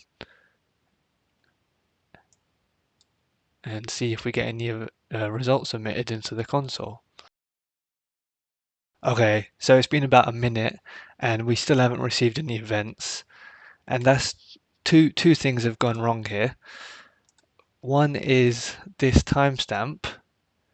Flink expects the timestamp to be in milliseconds, and our timestamp is actually in seconds. So we need to times this by 1,000.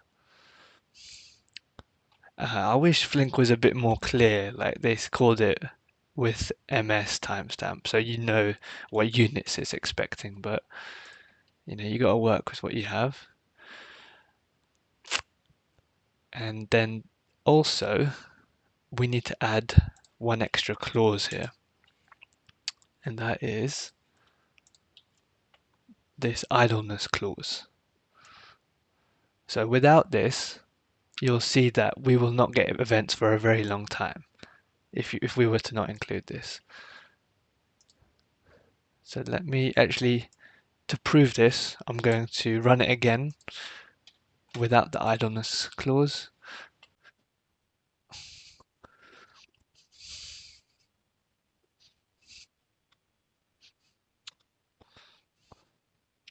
And yeah, again, it's been fairly long time. It's been about a minute.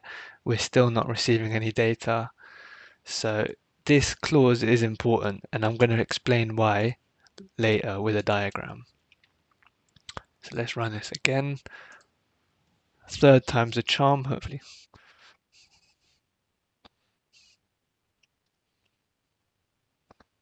And now we can see we're getting results emitted for each 10-second time window. So it's saying for this 10-second time window, we're getting one normal event and one blackout event. And then there's another window, we got one normal event. So it's all good. We're getting counts for each window. So without this idleness clause, we were not receiving any data. And why is that? Well, the key is to understand how watermarks really work. So I've got a few example messages here, and I've changed the time to be working with hours and minutes rather than seconds. So the windows are now going to be of 10 minutes long rather than 10 seconds, just for this demonstration. So as usual, we're mapping the readings to tuples. So 205 event becomes normal, 1, and that normal, 1 will go to partition 1 because we're keying by the fault type. And then we have another one, so there's 2 there. Then we have a bad event, that's at partition 3, partition 4, and partition 4. Now by this point, it's 2:25 because that's the latest event. And we still didn't receive any results to the console. And that's all because we were missing this statement in our code. Now, as I said, the key is to know how watermarks work. So let's actually work out what the watermark should be for each partition. So the way to do that is we take the latest timestamp from each partition and use that as the watermark value. For example, partition 1 received two events, one at 2:05 and another one at 2:25. We always choose the earliest timestamp, latest timestamp, my apologies. So 2:25. Partition 2 has received no events, so its watermark is not available. Partition 3 received just a 1 at 2:10, and partition 4 latest time is at 2:20.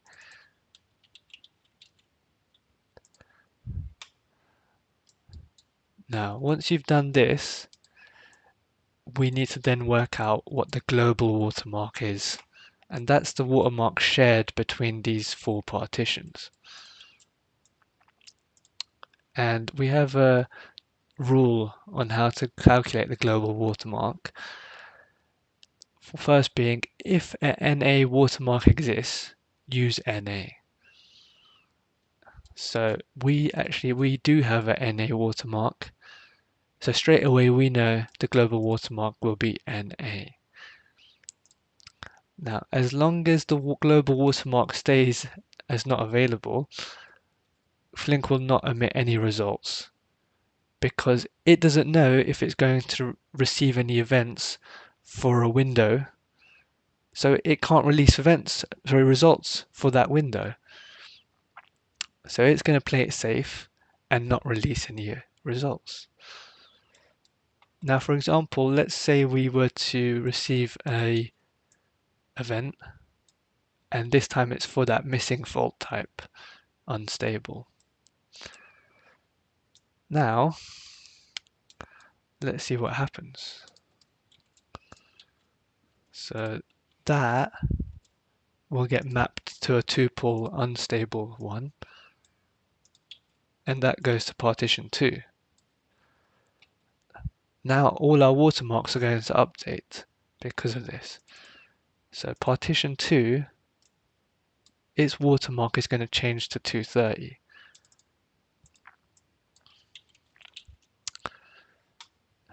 And now we have no more not available watermarks. So rule 1 no longer applies, but rule 2 says use the earliest watermark. And the earliest of the four watermarks is 210. So that becomes our global watermark. With that being the global watermark, Flink can now safely release the results for the window from 2 to 210, and that's exclusive of 210. Important note to remember. So 2 to 210, that includes this event, 205, and so that will give us a count of normal events of 1. And that is for the window from 2 to 210.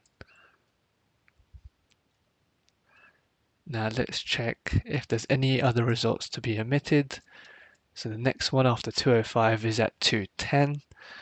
Now remember, windows are always inclusive of the window start, but exclusive of the window end.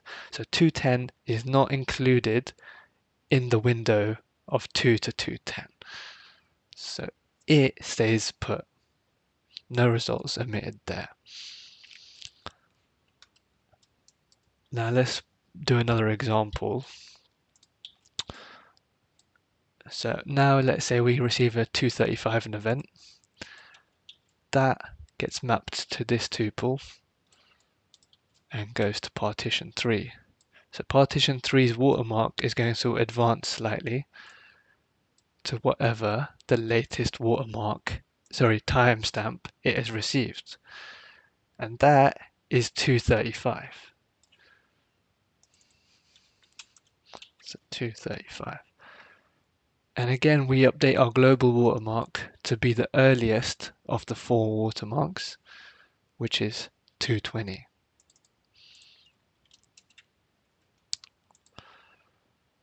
Now, the global watermark is at 220. We can release any results for the window from 210 to 220. So, we had the 210 event from bad, and that was the only event there. So that means we received one bad event in that window. So that's the first one to be released. The next result is for 215. And I know we have 220, but remember 220 is not included in that time window. So we're only looking at 215.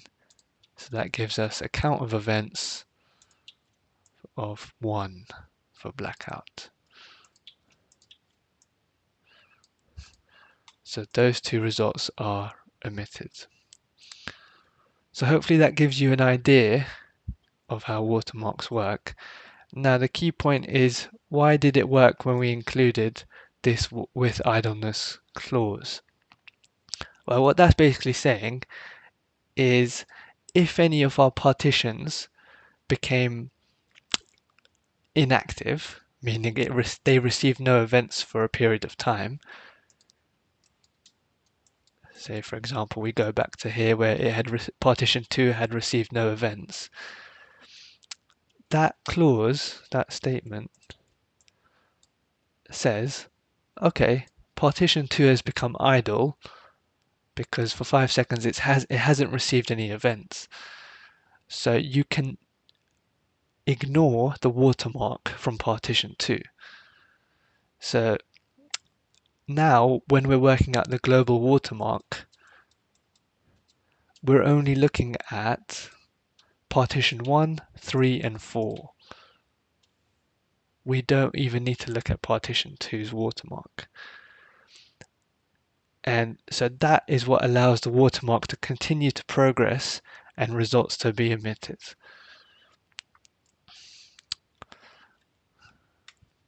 At this point, I will give a shout out to my teachers, that where I learnt some of this Flink stuff from.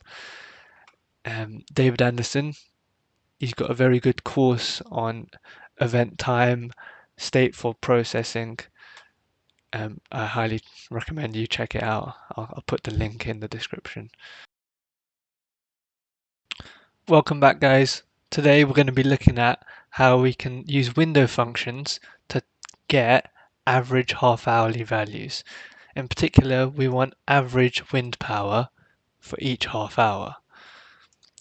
So Flink give us some nice documentation in order to tell us how we can implement these averages. So a window function, it follows after calling the window method. So here is our window function. And you've got many different types. You've got the reduce type, you've got process window function we're going to see later, but we're interested in the aggregate function today. And here is an example that we can actually use as boilerplate. So let's copy this over, create a new class. I'm going to call it wind accumulator. Copy over the name. Okay. And then let's actually implement this in our code as well. So I'm going to declare a data stream, and it's going to be a data stream of floats, and it's going to be average wind values.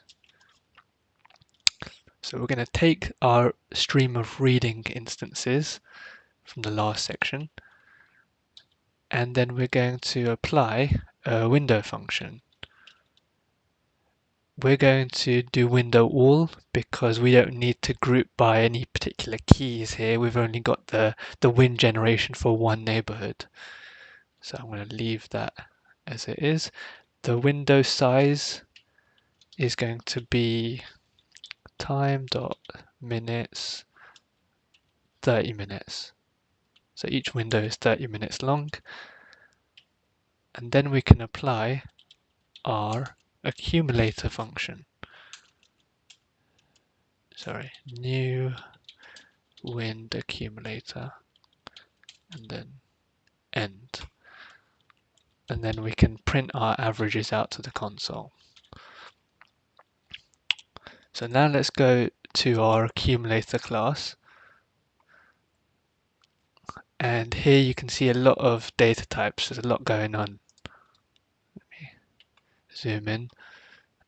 So let's break this down step by step. So first of all, this needs to be public so that we can use it in the Java class called DataStreamJob. That's okay. Or maybe you should get rid of static. It's implementing this interface aggregate function. And this interface requires 3 data types. Let's go through each one. So aggregate function, and the first data type is the input. So what are we feeding into our accumulator class? Well, if I look back, I'm feeding in a stream of reading events, a stream of reading instances, I should say. So I should use this class as my data type for the input. So I'm going to put reading there. Next is the accumulator. And our accumulator, I know I want it to have a tuple of, and take 2 values, a double and a long. A double represents the average wind generation, average wind power, and the long represents the count of readings we received for that window.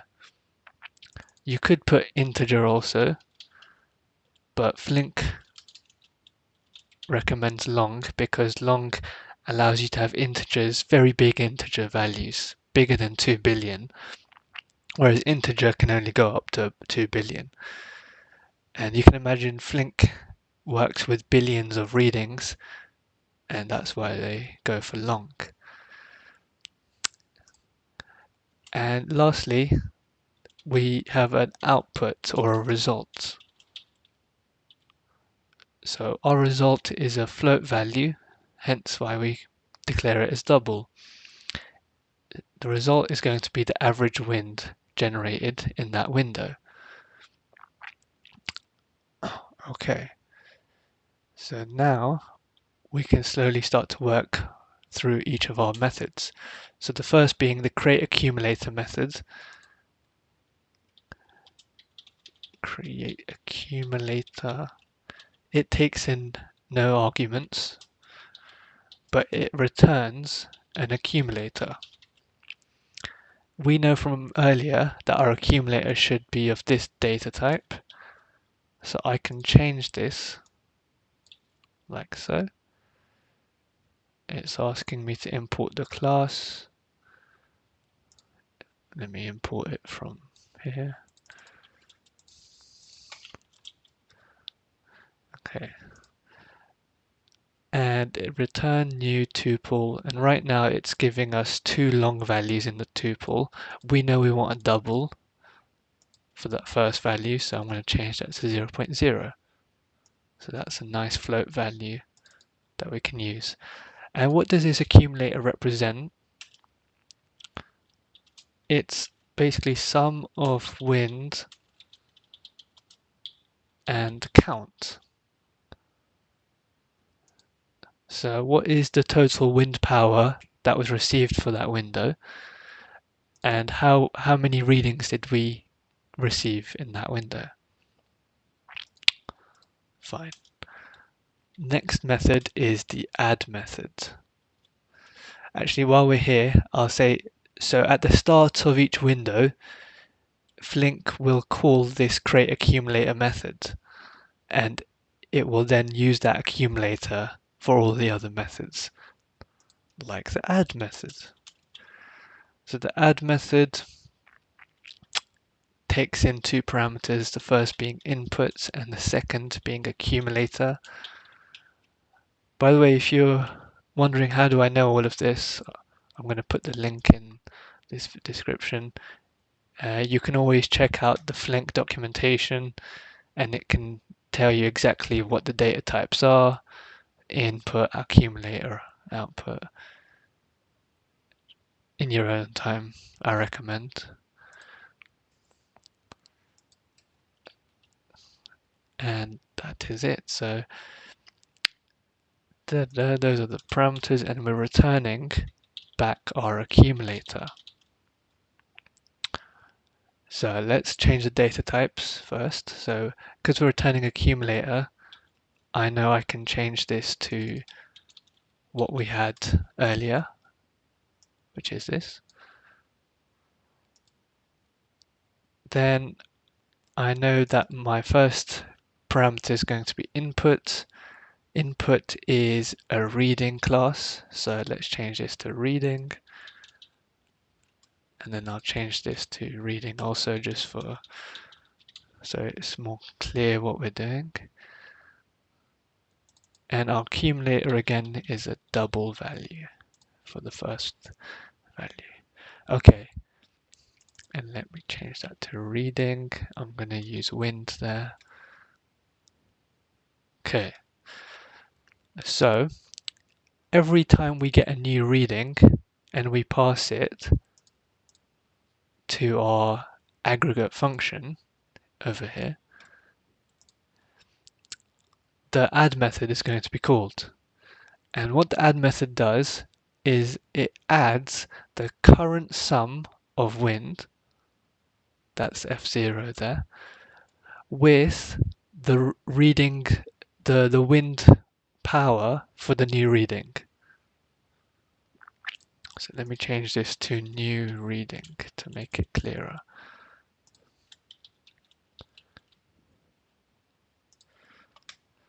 So the accumulator updates its sum of wind, and then it updates the count of readings for that window. Very good. Next, it's the get result method. Actually, before I do this one, I want to do the merge method. So merge takes two accumulators. I'm going to call it sub accumulator. Sub accumulator.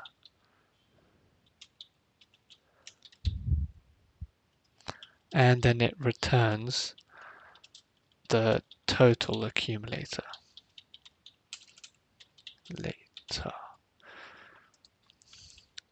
And the data types for these accumulators is just going to be the same as what we had as the data type up here. So let me paste that everywhere, basically.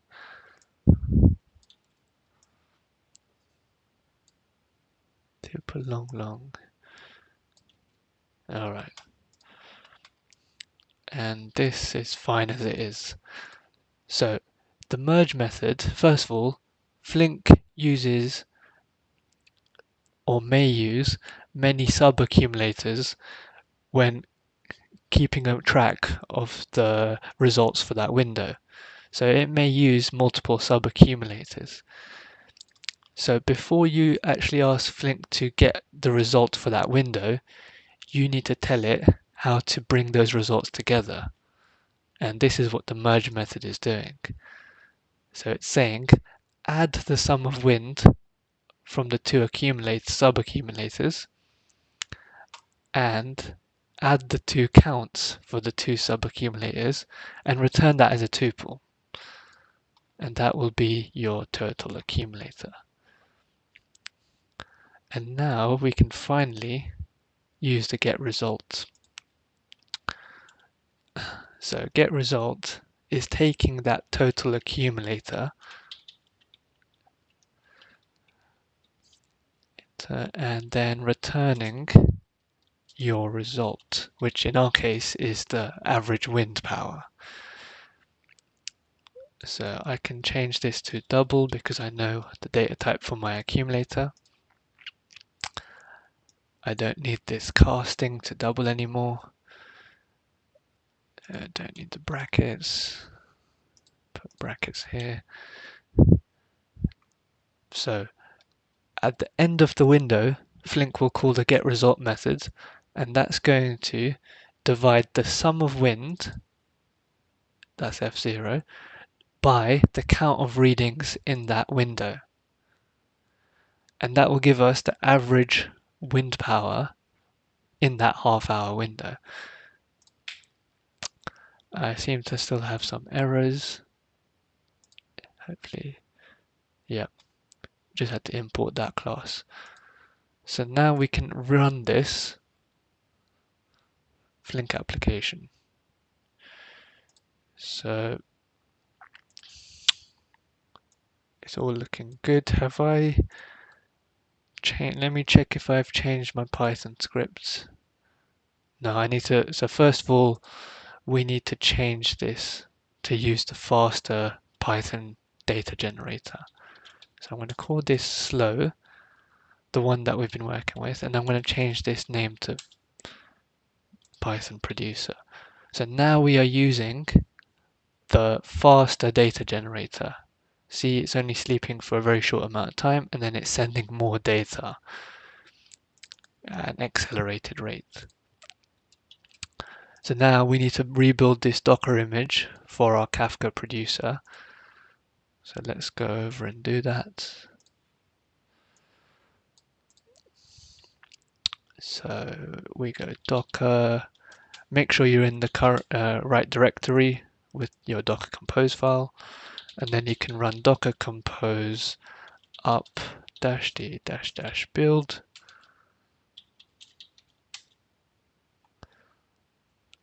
and it's spun up all our containers, and then we can start our Flink app.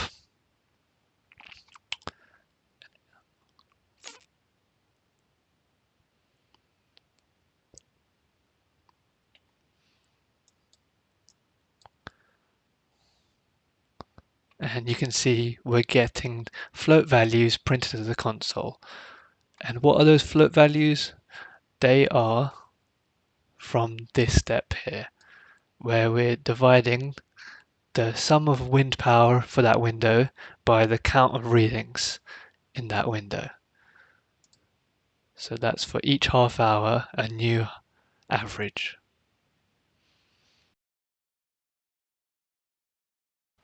Welcome back, guys. So today we're going to go through the theory of how we take averages. So this is the code that we had from the last section, where we're first applying a time window of 30 minutes, and then we're applying a window function. And that window function is defined by this class, windAccumulator. And essentially what we're doing is we're going to be getting half-hourly average wind power. So this is the data flow. So on the left, we're starting with our reading instances. And then by applying this window all method, all of these events just get mapped onto itself, like so. So the window all is just defining what the window duration should be, which is 30 minutes. We're not actually applying that windowing just yet. That's going to come in the aggregate method. Okay. So let's start at window 1. So at window 1, at the start of the window, the aggregate method asks, okay, what class are we using? Well, we're using the wind accumulator class. It goes to that class and it finds its create accumulator method, and it executes that method. So that method returns a tuple which includes two values. It's the sum of wind and the count of readings in that window currently. So that is returned to the window. Now for each reading that enters that window, we're going to update this tuple. So now we are going to be executing the add method each time we get a new reading. So the first reading we get is at 205, and since its wind is 30 kilowatts, I'm going to change this to 30 and the count to 1. So you're executing this bit of code here.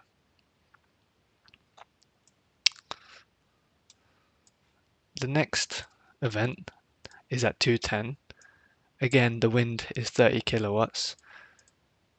And so when we apply the add method again, we do 30 plus 30, 60. And then we're just incrementing the count by 1. Plus 1 becomes 2. And then we keep doing this for the rest of our events in that window. So 123.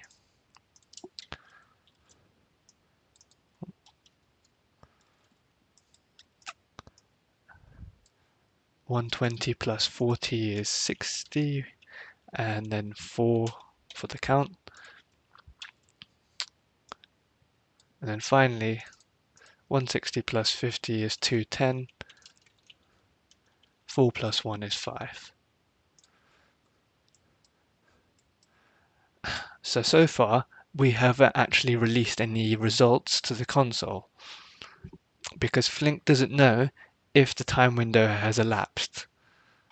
It only knows this once it's received an event which exceeds the time window. So when that 2:30 event comes along, now Flink can release the events for that first time window. Remember, importantly, this time window is inclusive of 2 o'clock but exclusive of 2:30.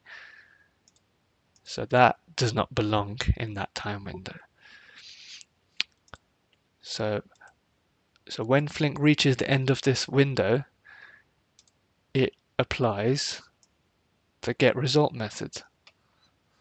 And the getResult method says, take the division of the first value of the tuple with the second value of the tuple.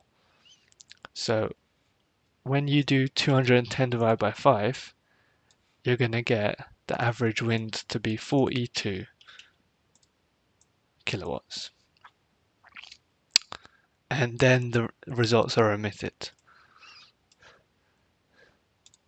So 230, now 230 belongs in window 2. So if I just start that counter,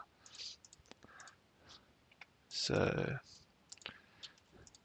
let's start from the top actually. So the 2:30 event comes along, we execute the create accumulator method, so that returns a tuple of 0, 0.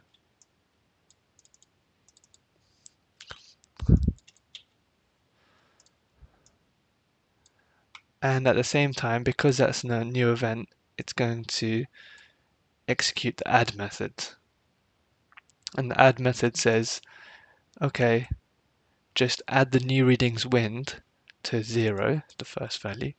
So 0 plus 25 is 25. And then update the count by just 1. So now we are at 25, 1.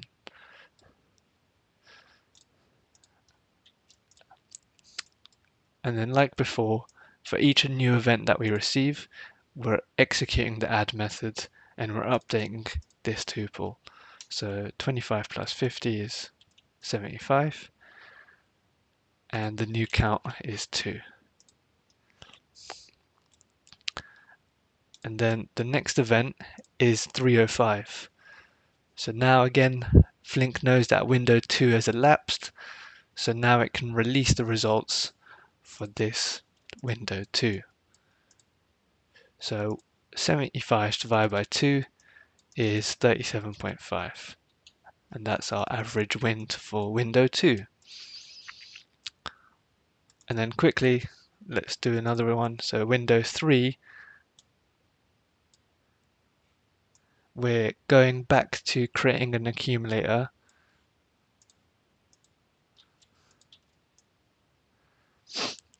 And that accumulator is just going to start off with the value 0, 0.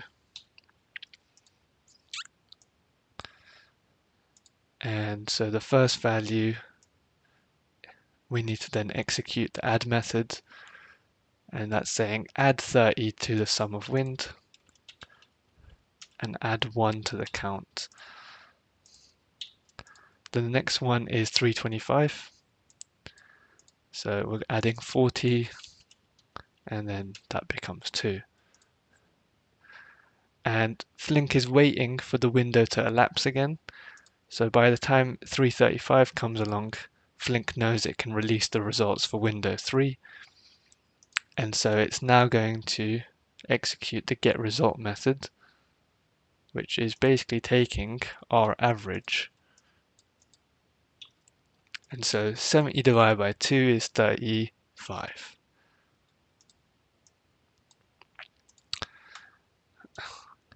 And that is a simple example of how Flink is using a window and then a window function to calculate averages of one of your metrics.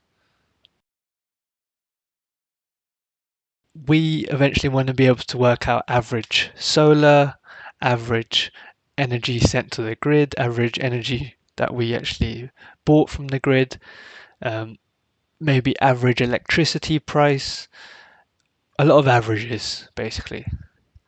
Now, there's a right way of doing a lot of averages and there's a bad way of doing a lot of averages. I'm going to show you the bad way first and how that can take a lot of time out of your day just to do.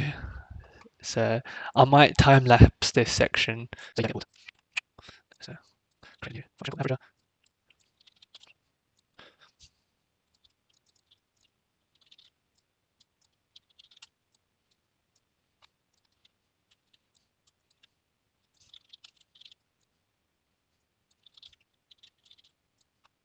So now you put that everywhere where I've got accumulator, accumulator, accumulator, accumulator, and then accumulator also, accumulator again, and then again to the results, and move that everywhere. Get results.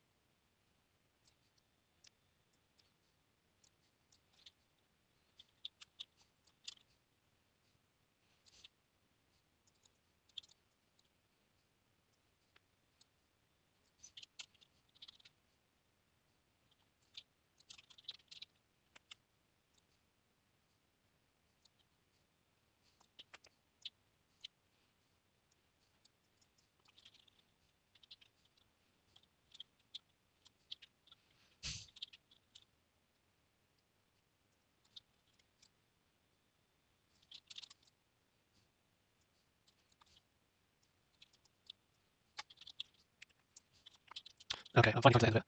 I've still got a few errors. Complex.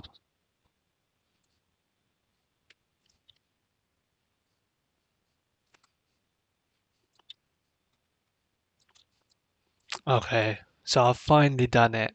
It's taken me about 8 to 10 minutes, and that's just way too long. I just wanted to um, update my accumulator class to include one more average, which is the average solar. And imagine you would have to do this every time you wanted to include a new average in your accumulator. It's just way too long, and that's purely because you have to declare the data types in Java for everything that you're using. So tuples are not the way to go, and instead we're going to use a class as an accumulator in the next step. But just for demonstration, to show you that it works, I'm going to print out this tuple way to the console as well. Long. No, it's double. So now we should be expecting average wind and average solar printed out to the console for each half hour. So yeah, my containers are still running from earlier. So we should get a lot of results now. Yep. So we're getting now tuples printed to the console, the first value being average wind and the second value being average solar generated. Hi guys, welcome back. So today we're going to do half-hourly averages done the right way using classes. What kind of averages are we taking? We're going to take half-hourly wind power and half-hourly solar power. So let's start by initiating our new data stream. It's going to take values of half-hourly averages, and we're going to call it averages. And then we are going to be applying a window function. Sorry, before the window function is just apply the window to our reading stream. And the window will be of duration 30 minutes. Minutes 30. And then we want to apply our averager class.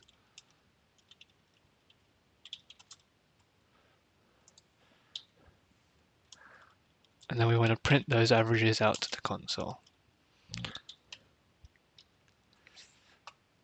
So I've created a few new classes here, and I'm going to go through them one by one. So first off, let's look at the averager class. So, like before, it's implementing from the aggregate function interface, but whereas before we were returning a tuple to keep track of our sum of solar and sum of wind, we are returning a class, an instance of the half-hour accumulator class. This accumulator class will have attributes that hold the sum of wind and sum of solar. So classes are a lot easier to work with because all you have to do, you can just add another attribute like this, sum of hydro.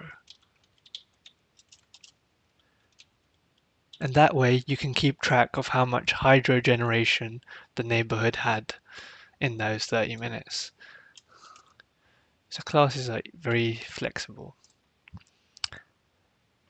Then for the add method, we are now adding the new readings wind power to the sum of wind, the new readings solar power to the sum of solar, and we're just incrementing the count by 1, and then boom.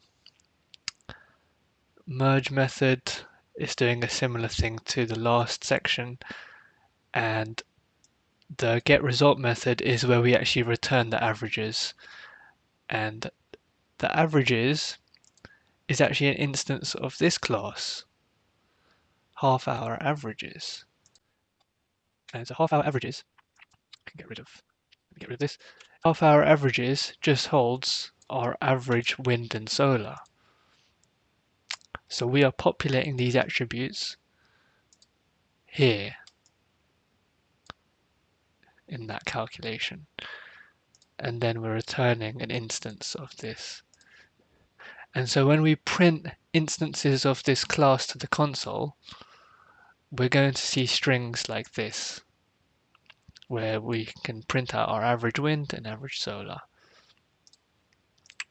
So if I check my Docker containers, they're still running from earlier. So I can just run this Flink application directly, and we should see averages printed out to the console.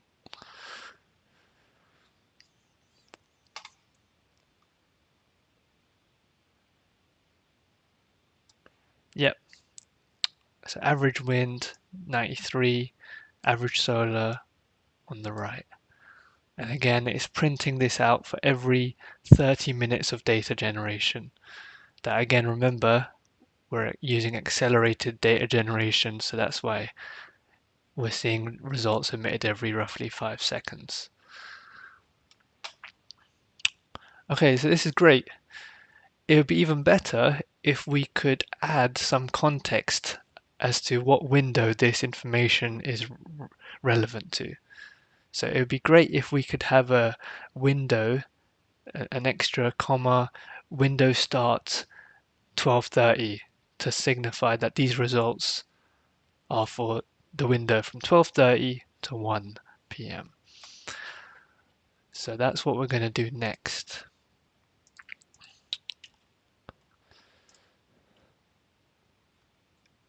So Flink, if you go to the Flink docs and then the Windows section, you'll see a section for process window function. And so this is a way of getting context information out from your average computation. So here they give you an example of how you can implement a process window function. So you're now calling a process method like this. However, I opt to not use it this way because this way requires Flink to keep a memory, keep all those events within the Flink state. And it's quite memory intensive for Flink if you do it this way. So instead, Flink recommend using process window function with incremental aggregation. So that means after each reading is received, Flink will update its average and then forget that event. It doesn't have to keep a memory of that event. So this is a lot less memory intensive. And the way to implement this, I'm going to go to an example where they have the aggregate method. And so the way you do it, you first call the aggregate class, and then you can call your process window function like that. And here they have an example. So let's copy this class over. Okay. And I'm going to call it my process window function. Okay. Now, if you read the documentation, you'll notice that this process window function class that we're extending from, that is for keyed streams. However, we have not applied the .keyby method here. So we don't need that particular version of the process window function. Instead, we can use what's called process all window function. And you can see it's imported the class at the top. And this works with global streams like the one we're using. Global stream because we have not done any grouping by any keys. So now let's call it new my process window function right after we're calling the average class.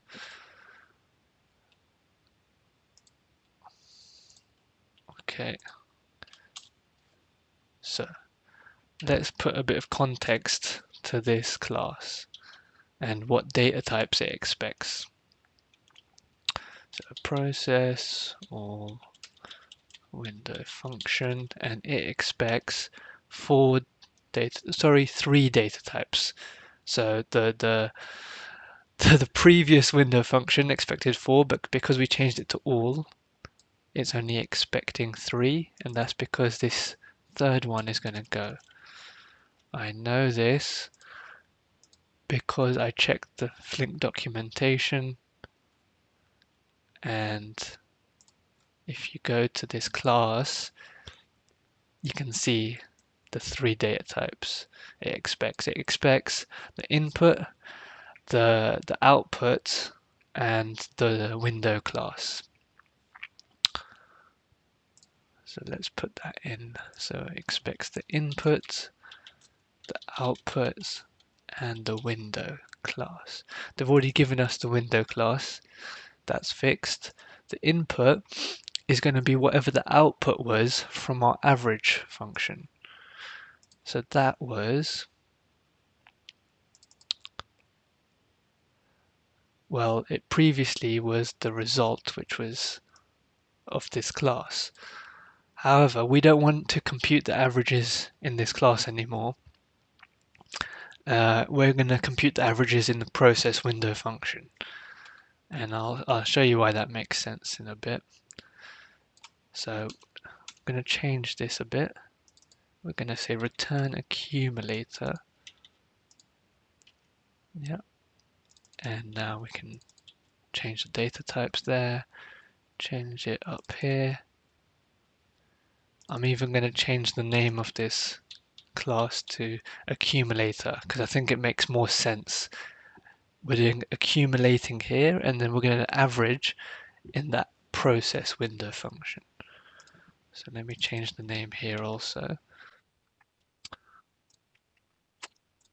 Okay, still got a few errors here. Let's see.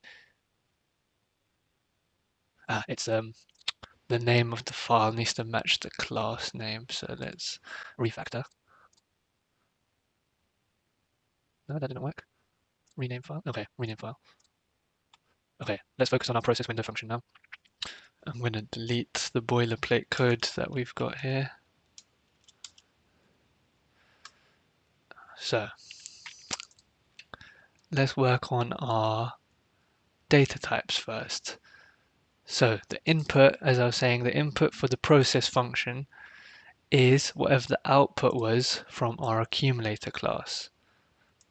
So the output is of the data type half-hour accumulator.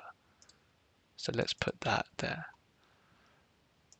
The output for our process window function, because we want to see averages, we're going to change this to half-hour averages. And time window is just time window. That's the default window class. Now let me put some context here. So process is taking just three parameters because this is the process all window function method. It's taking the window first, and then it's going to take an input iterable, and then it's going to take an output which is of type collector.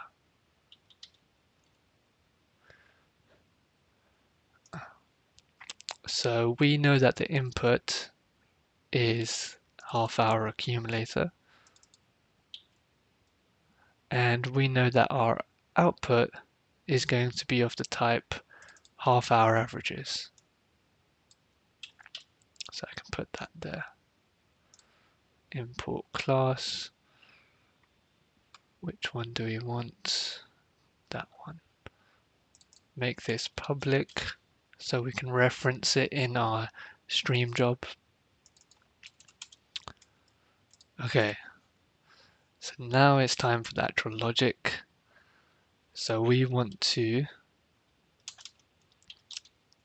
extract our accumulator from this iterable. So I'm going to do half-hour accumulator. Let's call it accumulator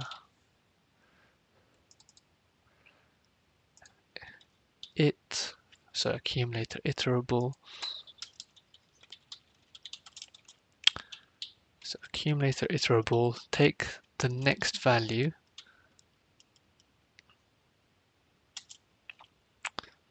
Okay, so the next value, there's only one value in that iterable, and we're extracting it.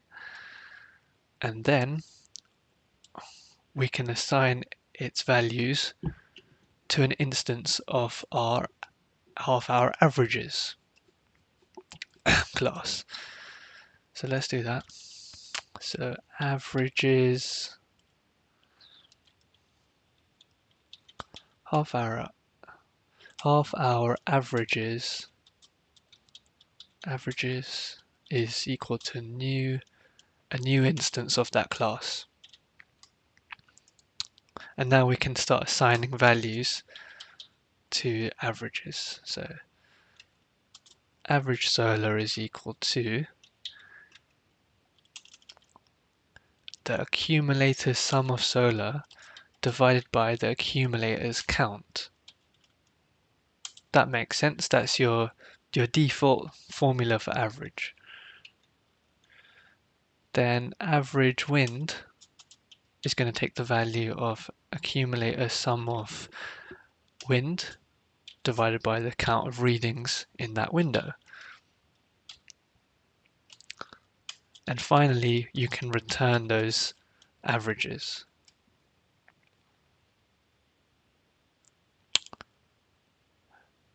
Okay, so we're not returning anything because it's a void method, but instead we're going to do out.collect averages. So far so good, but we're not done. We need to include some window context. So let's add that as an attribute. So public instant window start to denote the start of a time window. Okay, and then I'm actually going to include that in the print method. So plus, comma, window start plus window start.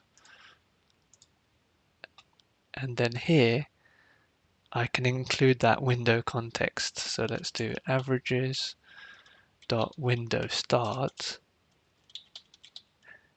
It's going to have the type instant,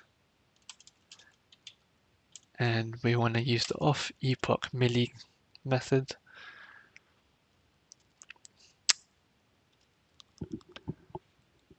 And then we can then get the context out of the window by doing context dot window dot get start.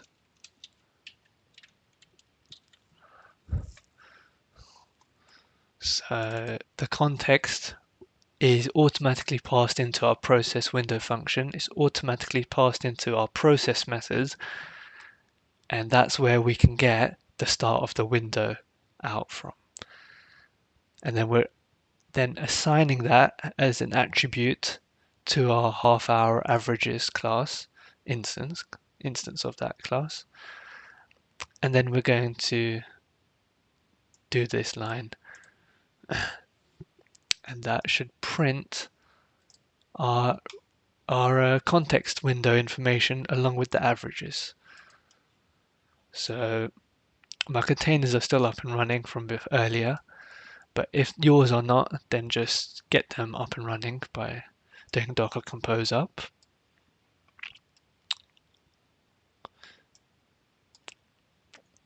And if everything goes to plan, you will see the window start printed along with your averages. Welcome back, guys. So today we're going to look at how we can send data to a Postgres database. So first we need to set up our Postgres container, and this article gives you a really nice rundown on how you can get up to speed with using Postgres Docker images. But really, I want to just look at this bit here, and it's saying that we must set this environment variable, Postgres password, and otherwise Postgres cannot run effectively. So let's remember that when we're building our Docker Compose file. So here is our Docker Compose, and we're going to add a service called Postgres. We're going to add an attribute build,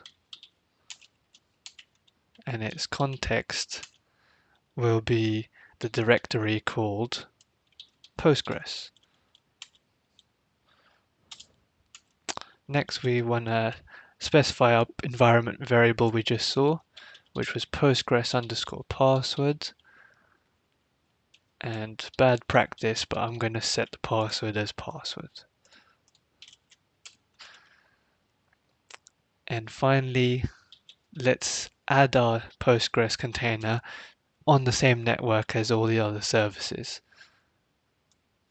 And that just enables the broker to talk to Postgres if it wanted to. We're not actually going to do that. We're going to have Flink talk to Postgres. But Flink will also come on this network bridge at a later point. So you might as well put it on the network now. So next up, let's create our Docker file for the Postgres.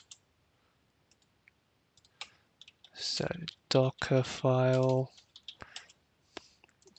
and then we need to specify the base image to use. And you can find that on Docker Hub. If you just search Postgres, you'll come to this site, and here you can choose whatever version of Postgres that you want to go for. So I haven't gone for the latest version, I've gone for a 15 version, but I'm sure it'll work with the latest. So Postgres, and then I'm using 15.15 Alpine. Hit save on that. And now let's just check what we've done works.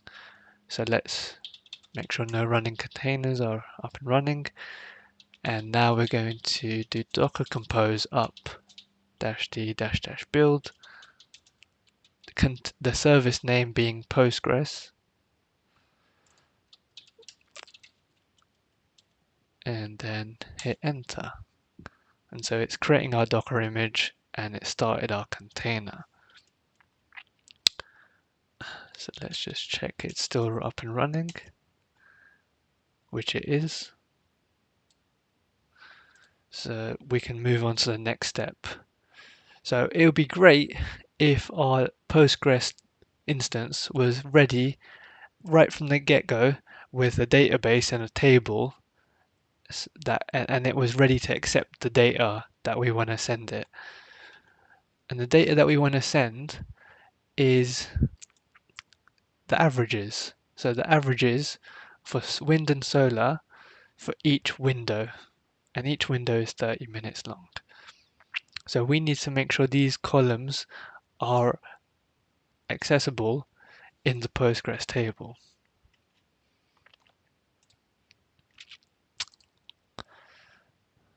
And so what we're doing here is preceding our Postgres container.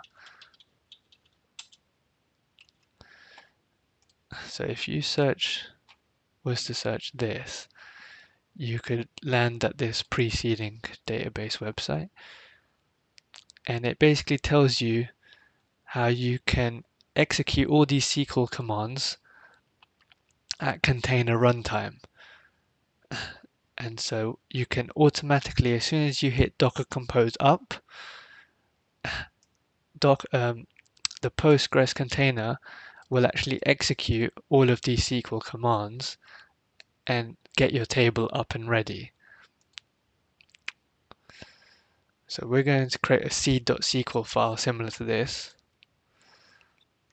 And the way we specify it in our Docker file is like so. So we're just copying that file over to this directory within the container. And anything within that directory is going to be run at container runtime. So I'm going to copy that and add it to my Docker file. Hit save. And so now we can start with our SQL commands. So let's create a database, call it Smart Grid. Let's connect into that database. That's important because we want to make sure our table gets created in that database. Half hourly averages. And that table is going to have the columns window starts, type timestamp, and it's the primary key. It's primary key because we only want one value for each window, and primary key ensures that we only have one value. It's only allowing one unique row per window. And then next we have average wind, which is a float, and average solar, which is also a float. And then let's just insert some values into that table just so we can make sure everything is working as expected.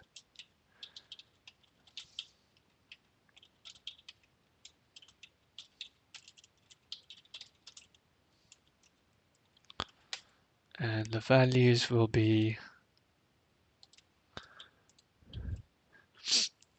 window start, average wind, and average solar. And one more thing you want to check is, are you missing any semicolons on the end of your SQL commands? And I was missing one here. So I would have got an error in my logs if I hadn't have included that semicolon. So everything's looking good. So we can move over to our terminal. I'm going to bring down that current container running. It's down. So now I'm going to rebuild the Postgres image. Postgres.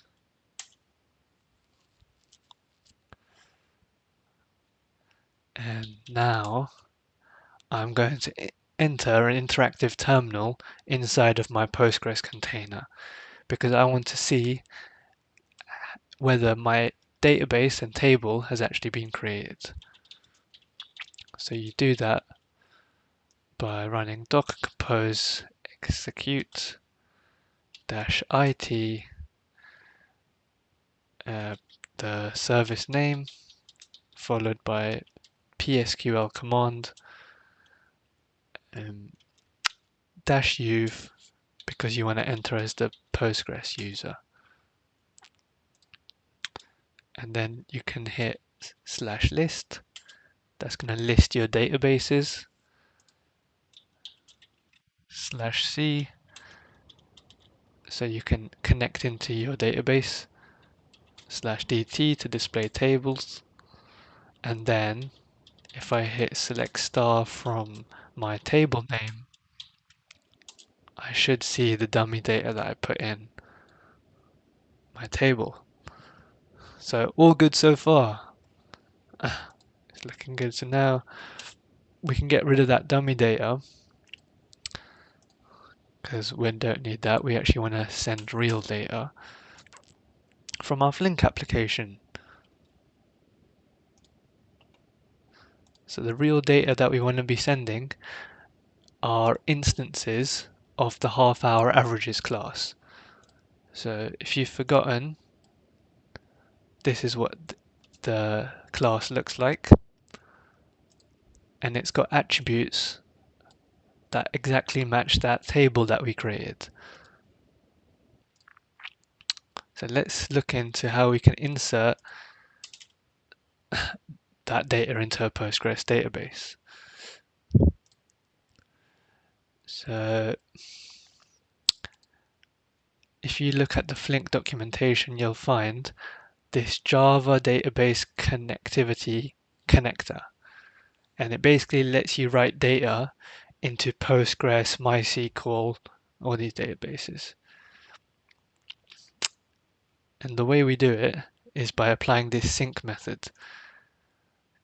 And it's got various parameters to take, such as your SQL statement. So that's going to be the commands that you're making, like insert into table name. The statement builder builds on top of that statement by specifying the actual values you want to insert into your SQL table. Execution options is talking about how often you want to send data to your database. So how often you want this sync method to run.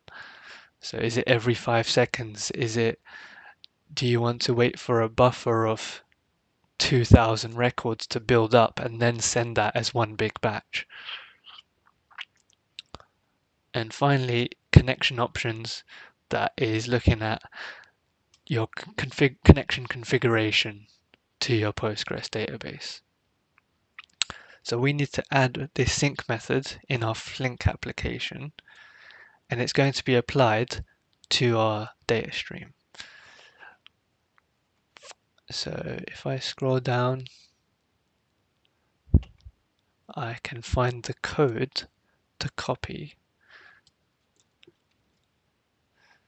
So that's what we need. Go over to here and do averages and then hit paste.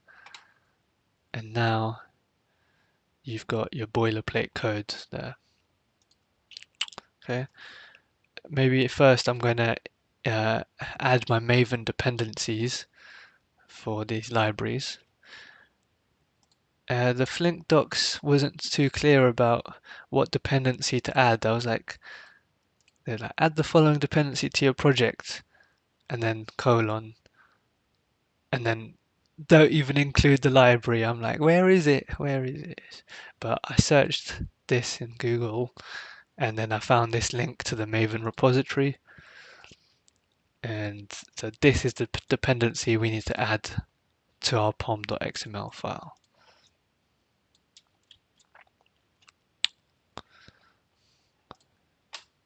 So find the pom.xml file and then add the JDBC connector, and I'm going to match the version to the Flink version I've been using for all the other libraries. That's important because you could get class conflicts at runtime. And to reiterate, I'm using version 1.16.0. Anytime you make a change to your pom.xml, make sure you sync to make sure those changes take effect. And it looks all good. And so now if I import these classes, I've got it here. Those red compile things should go away.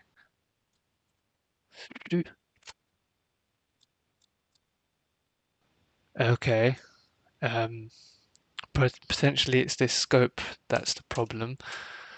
Let's get rid of that and then sync again.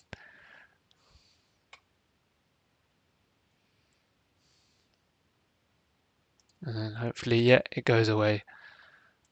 So I'm not actually sure what the test scope means, but we obviously didn't want it because we want to get rid of that red stuff. All right, so cool. Now we can start working on our sync.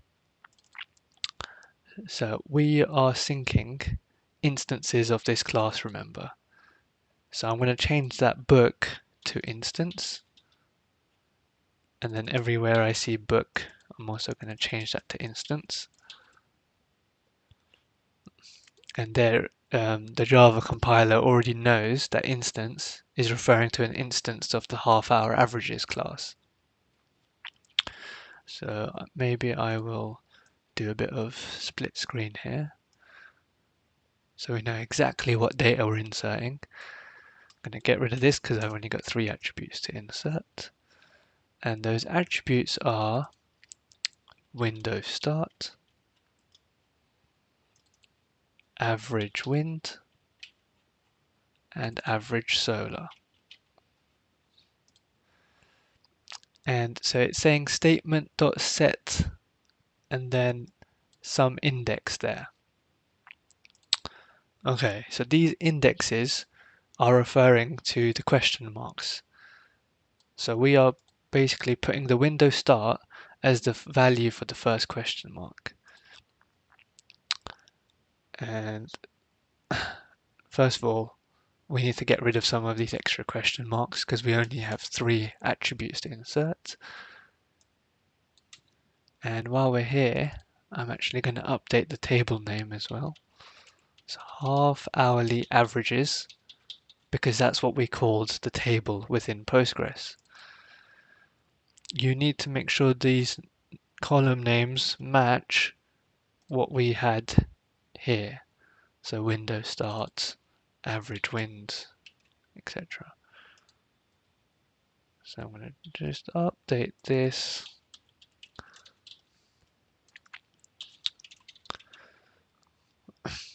Okay, so now I can start setting values for those question marks.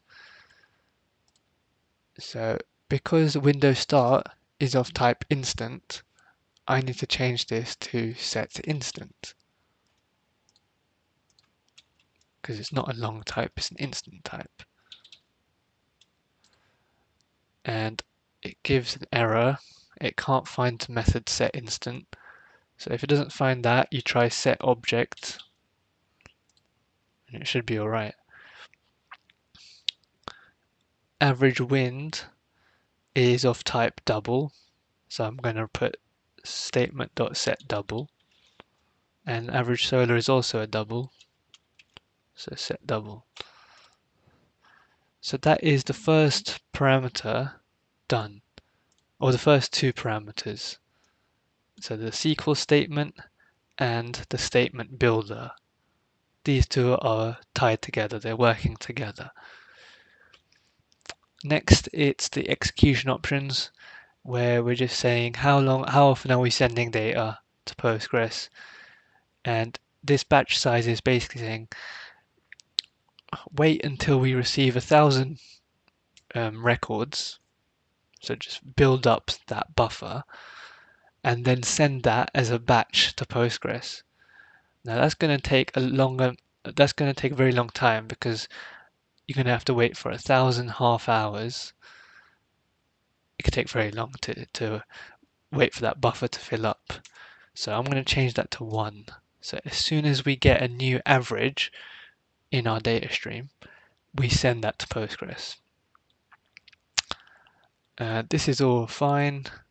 Max retries. You can read into the docs if you want to know what that is. And lastly, we're doing the connection configuration. And so this is where we specify the host and the port. What type of database are we connecting? We're connecting to Postgres, and username, password. So we are going to connect to the host localhost for now, and we're going to connect to port 5432. Now at this point, we should open up that port in the Docker Compose file. So I hit ports and I go 5432 from the local host maps to 5432 on the Postgres container. Hit save, and we're going to have to rebuild our Postgres container now. Sorry, image and container, yeah. So let me go back. JSP Postgres, and then you'll want your database name, and we said Smart Grid. Driver name is fine because we're using a Postgres instance. Username is Postgres by default, and password we placed was password. Okay, it's all good. So now we can actually run this Flink application and send data to Postgres. So let me tear down my current container, rebuild it,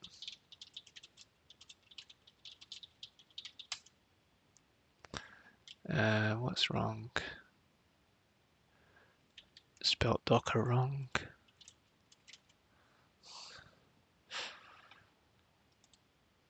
Okay, good.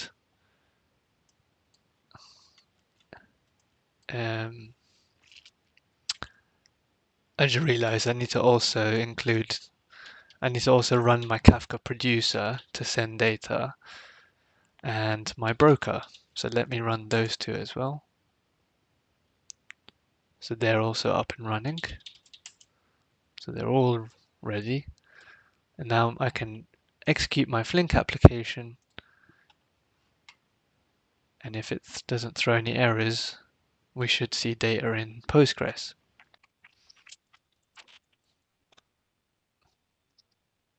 Okay, it's saying shutting down. Okay, so caused by class not found exception, and they couldn't find this driver. Okay, yes. So we needed this driver to send the data. Yeah, so it did say actually somewhere here. Where was it? Yeah, it did say so you need to also add your following JDBC driver to your project, but they don't give any links here, so I had to find this post on Stack Overflow, and then here it gives you the dependency you need to add to your Maven project. So I add that over here. And I'm going to keep the version as it is. You don't change that to Flink version. Okay, let me sync my Maven project.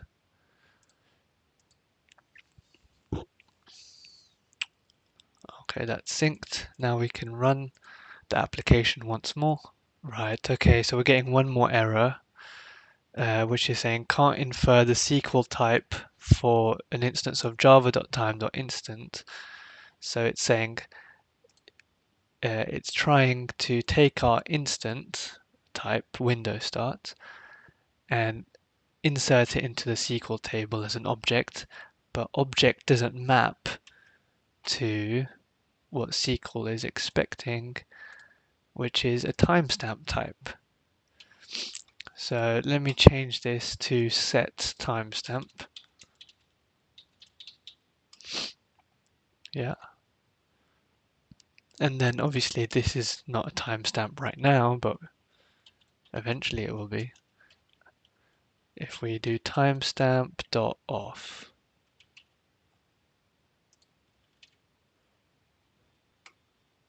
or is it it's from? Okay, hit run again. Let's see the third time's the charm. And I'm pretty sure I know what errors are going to come. Actually, no, we're good. So we're getting the data out. That's fine. Now let's go into Postgres. So run Postgres PSQL-u username Postgres, and then connect into the smart grid database, display tables, and then if I select all from my table, I will see the data coming through.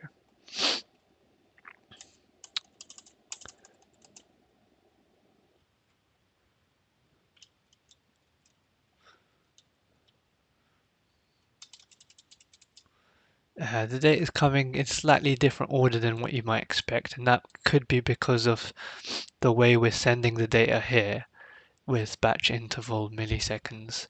So it does seem to be using some buffer there, where it's batching together maybe 10 records, however long it takes to batch together in 200 milliseconds.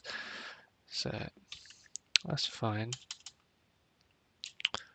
If you do /watch5, then that basically allows you to follow the updated table.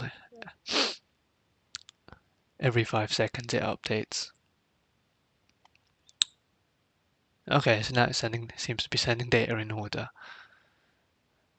And so yeah, so we're getting our window start followed by our averages. It's all good. I'm going to stop this and I'm just going to include one snippet of code here in case you want to run this application multiple times. And this is the SQL command I'd like you to use.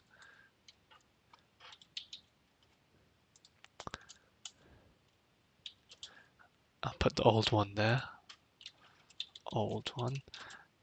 And so this new updated SQL command is just a precautionary measure, because if you were to run this application the second time, you'll get errors because you can't insert duplicate values for window start.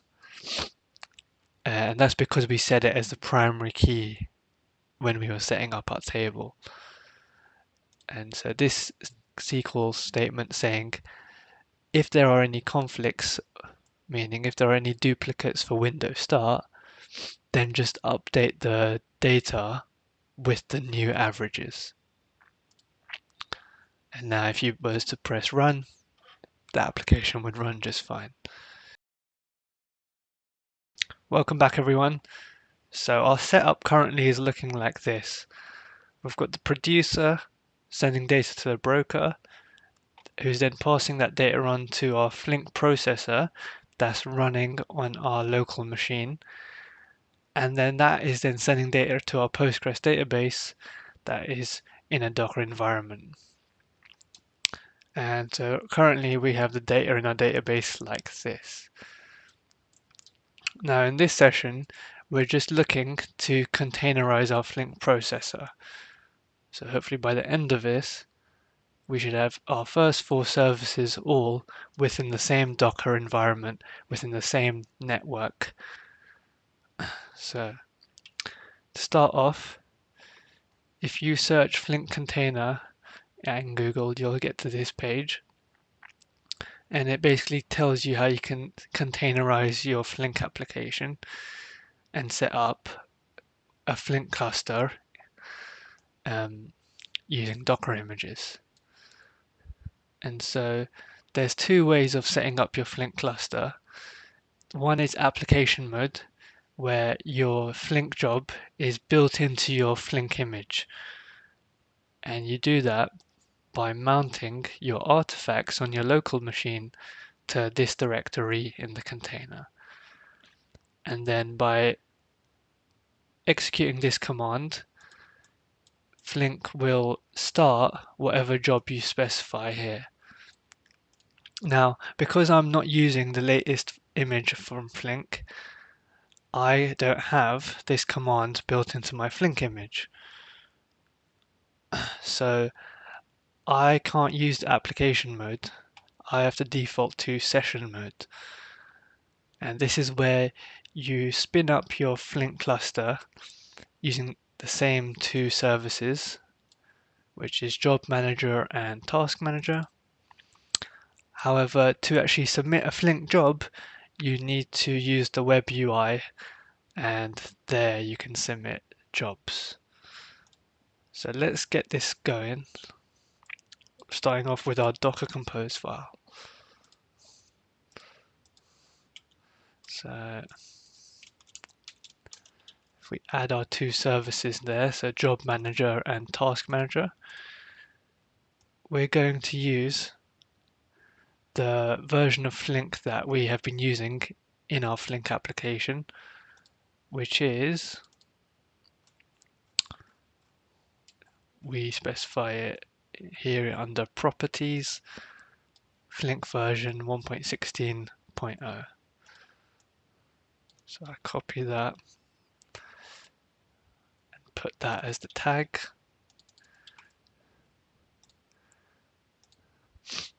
And now in order for our Flink job to be able to communicate with Kafka and Postgres, we need to make sure it's on the same Docker network. So I add a network here, and I'm going to use the same network as I've been using for all the other services. So networks and bridge. Okay, so hit save there, and then you can go to your IntelliJ, go to your data stream job main class, and here we need to change a few things in order for the Flink job to work. So the first being, we're no longer communicating with the local host. Since our Flink application is in its own container, localhost now means the Flink container itself. And so the broker is no longer at localhost 9092. The broker can be reached via broker, so that's the service name of our broker, and ports 29092.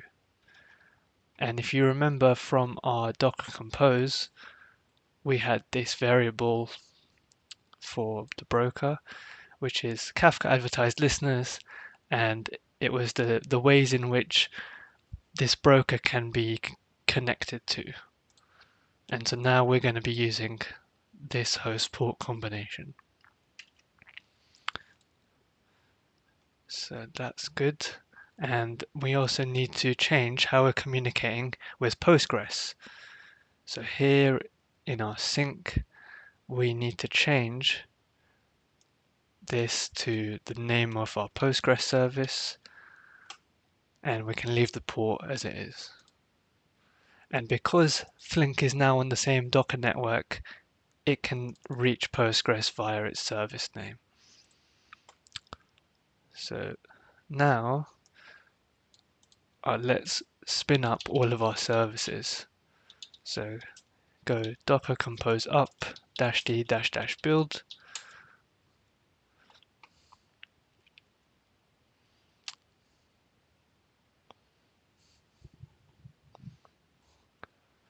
Okay, hit docker ps, and you should see all of your containers up and running.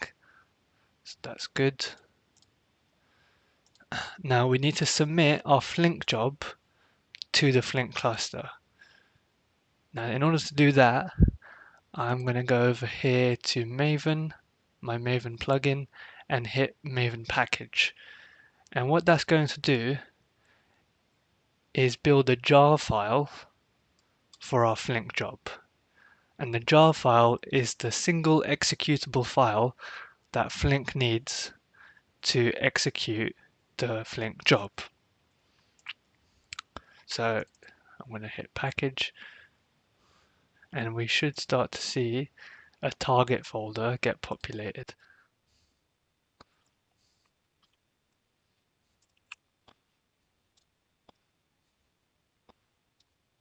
And so here under the target folder, we have our jar file created. And so this is what we need to submit to our Flink cluster.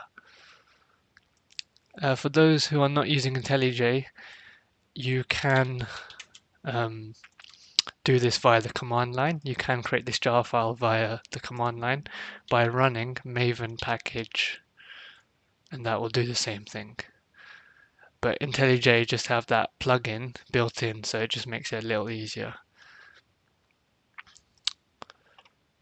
So now I can go to my Flink, and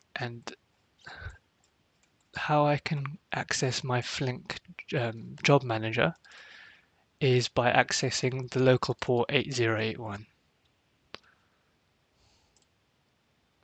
which we have published. So localhost 8081, and here comes the Flink UI. And so this is where you can actually see all the system level information, such as how much memory and CPU Flink is using to execute your job. So I've got no running jobs right now, so let's submit a job. Add new. Go to your repository where you have the target folder, and then find that jar file and hit open. And then there you can click on your job and hit submit.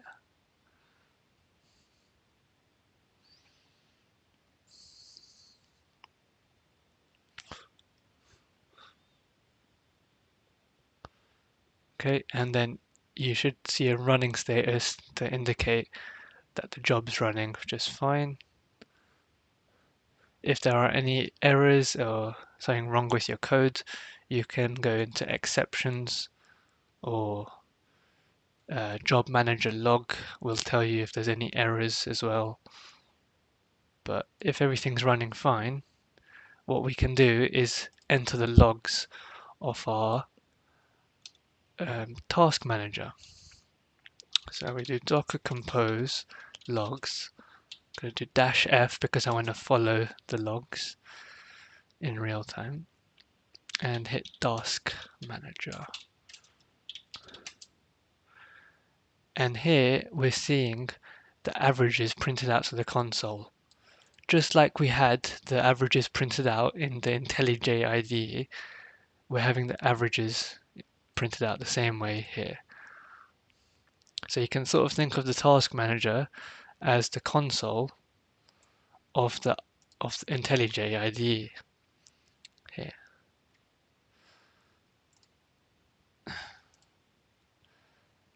Okay, so that's good. So we know that this part of our Flink job is running just fine, this print statement. Now let's check whether our data is being successfully inserted into Postgres. So in order to do that, let's exit out of this, and let's do docker compose, and let's enter an interactive terminal for our Postgres container. Postgres, and then let's connect into our smart grid database. Let's check our tables, there it is. And if I do select star from half hourly averages, and there is our data being published for each half an hour. So it's the window start, the average wind power in that window, and the average solar power in that window. And if you want to follow that table, you can just hit watch 5, and it's just going to just update that table view every 5 seconds. Welcome back, guys, to what is probably our last session. We're going to be including our Apache Superset service. So this is a service responsible for visualizing the data and creating these pretty pie charts, bar charts you see. So they pride themselves on being a no-code tool, but they do have a SQL editor built in, so you can create virtual tables from your Postgres database and create rich and insightful visualizations. So let's see our architecture one more time. So today we're going to be working on creating this flow. Let me get the animation running.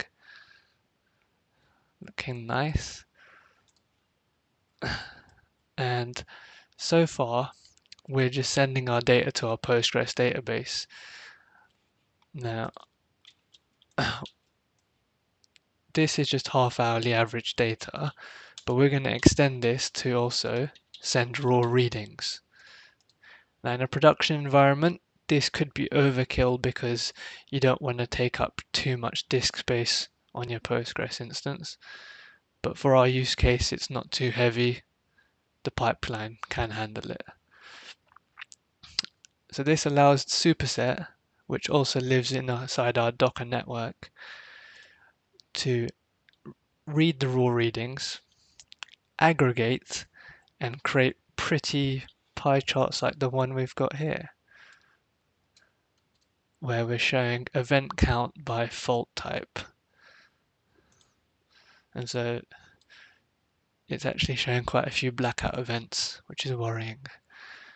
The neighborhood is unsteady. But yeah, let's start building out this last bit of the pipeline.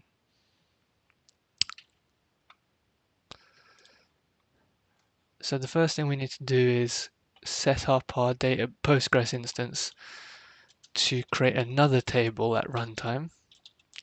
And this time it's going to be the raw data. And I'm going to copy the columns for this table because there's quite a few. And all of these fields come from the original Kafka Producer. Okay. So hit save and then move on over to your Flink application. And this is where we're going to add another sync. And this time we're going to be syncing the raw readings themselves. So if I could just copy what I've prepared.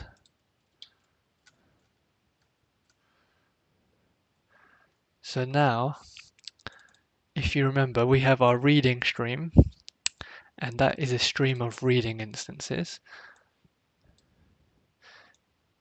And these reading instances have the exact same fields as what we saw earlier. And we're going to be inserting those fields into a table called raw data, which we just created.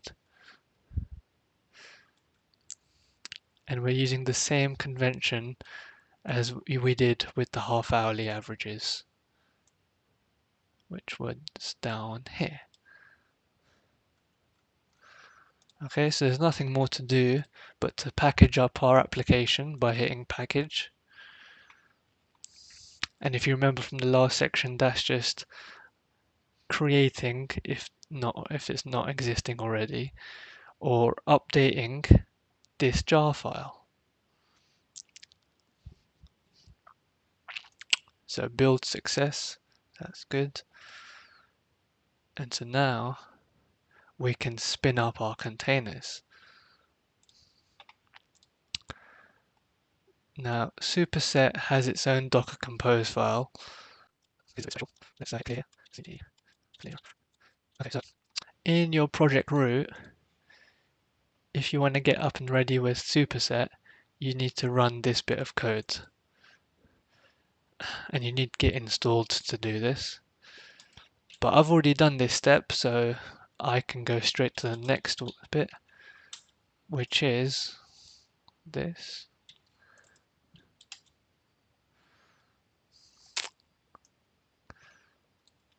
And now I can spin up my Superset containers.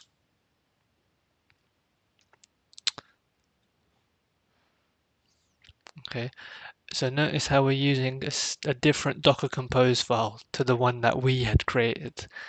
We're using the one that we have just cloned from step 1. And that has everything you need to connect to a Postgres database. I'm going to include this link, and it includes instructions on installing other database drivers such as MySQL, DynamoDB. It's just a matter of including a requirements file and then including these extra packages in that file. But we don't have to worry about any of that because the Postgres driver is built in to these superset images. Okay, now once that's done, I want to show you the Docker network that these services are running in. So that's superset underscore default. So by default, these services run in this network. I can show you that by doing docker network inspect, and then the network name.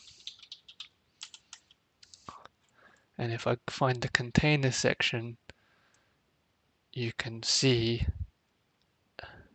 by the name field all of those containers that we've just spun up. So we would like our services from our Docker Compose file, such as Kafka Producer, Broker, Postgres. Actually, to be honest, it's only Superset. It's only Postgres that needs to be on that same Superset default network. So I'm going to put Superset default there, but also have it on the bridge network. And then if I change this to Superset default, and because it's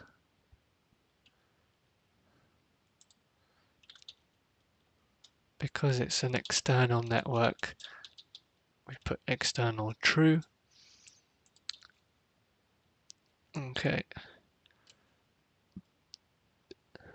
And so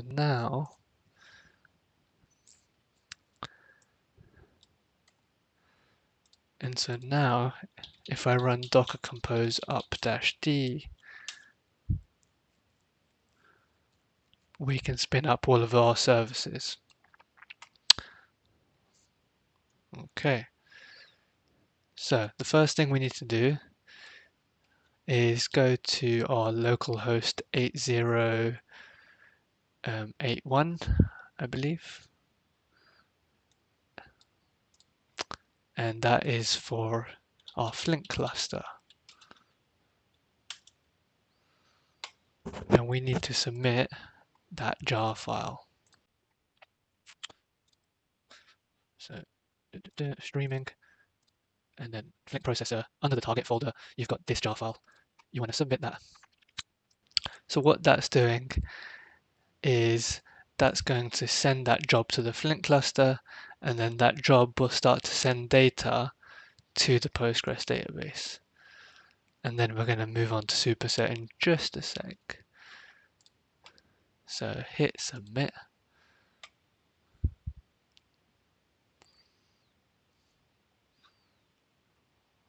Okay, that seems to be running fine. So now let's open up localhost 8088.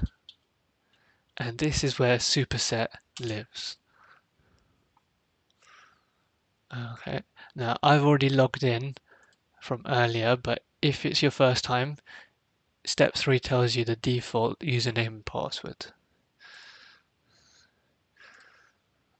Okay, fabulous. So now we can establish connection to our Postgres database from Superset. So you're going to go settings, database connections, and then add database, Postgres. You can use Postgres because we've made sure Postgres is living on the same network as Superset. Database name is SmartGrid. Username is Postgres. Password is password. So this is the credentials that we used or configured our Postgres instance to use. Let's call our database SmartGrid and then kit connect. That's fine. And finish. So now we have a connection to our Postgres database.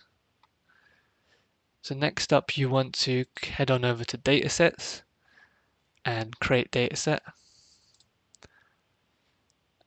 Click your database, click public schema, and here you'll see the two tables that we have in our Postgres SmartGrid database.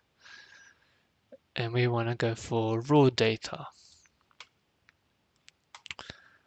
And then hit create and explore dataset.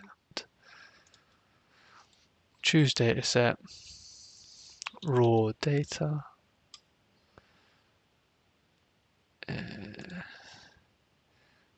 view that. So raw data, and then line charts. Okay, now I'm seeing all the 16 columns, so that's good. Let's hit x-axis for timestamp.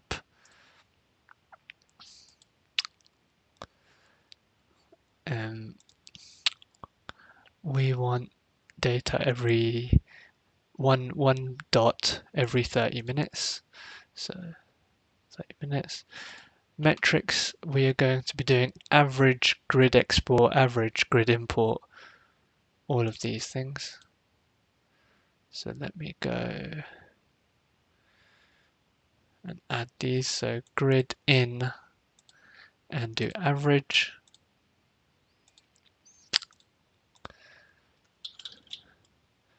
Grid out, average.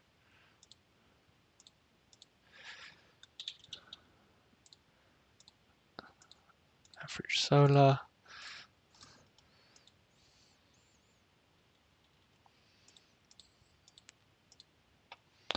Average wind. 2, 3, 4. And one more. And finally, average power. Alright, and then I'm gonna hit Control Enter, or you could just go create chart. And we have something. Yay! So it's currently showing us data from right now to the latest data, basically. So it's showing data up until December the 25th, 10 a.m. Now I said we only want to show data for Christmas Day, so let's apply a filter, and it's going to be a time range filter, custom, and we're going to choose Boxing Day at midnight. So hit OK, and then we just want exactly 1 day's worth of data, so that's going to be Christmas Day. Hit apply, save, and then if I refresh, Control Enter, now it's only showing me the 25th up until the end of the day. So that's all good. I can see my legend, that's good.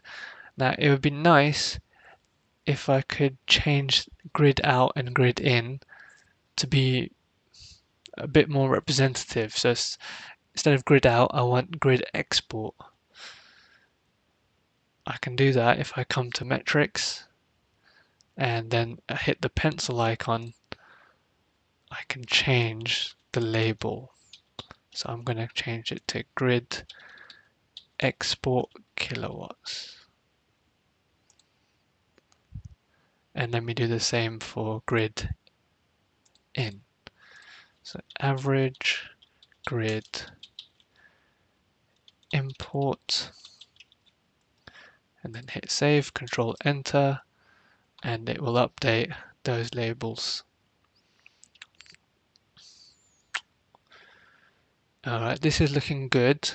I'm happy so far. I think we're just missing the X and Y axis labels. So let me go over to customize and find my X axis. There it is, right at the top, X axis title. And let me just put, you know what, let's put hour, and then I can change this to only show hour in a second. And then the y-axis is just power in kilowatts. And if I scroll down to x-axis, I can choose how I want to represent, basically format the x-axis ticks by doing %h to only show the hour. There we go. Alright, this needs a bit of margin, so let me go back to the top and increase the margin here. There we go.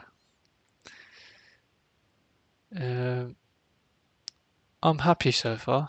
Let me add the title and then save. So we said power profiles on Christmas Day. Hit save. That's fine. And now let's create a dashboard, call it Smart Grid. And because that dashboard doesn't exist, we can create one. And there we go. That's our first plot of our dashboard. Amazing. Let's keep going. So we're going to create another one. And the next one I'm going to be creating is a mixed chart.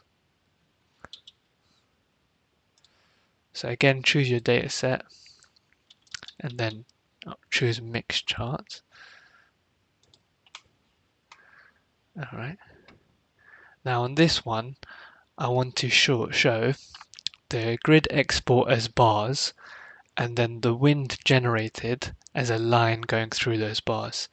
So sort of give an idea of how much of that grid export is possibly coming from wind. Possibly. Okay. And this is going to be a daily chart, so we're going to be aggregating on a daily basis.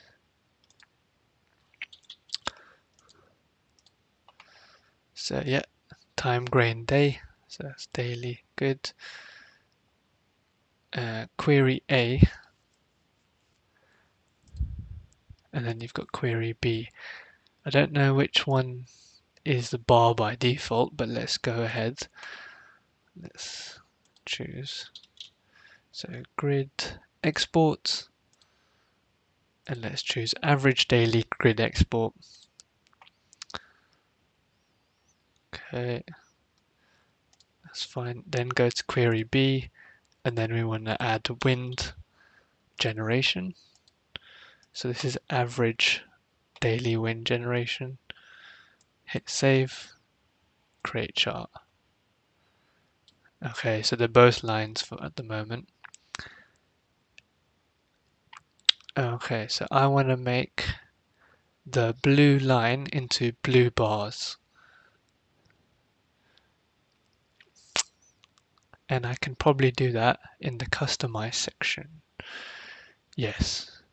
So if I change query A, the series type to bar, now the grid export is shown as bars. Very good. Let's format our chart while we're here. So day of month and do power kilowatts again.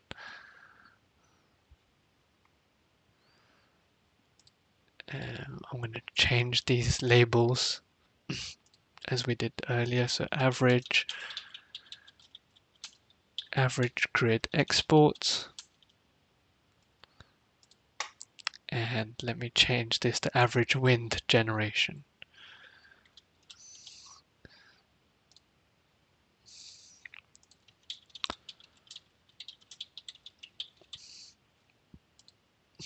And then control enter.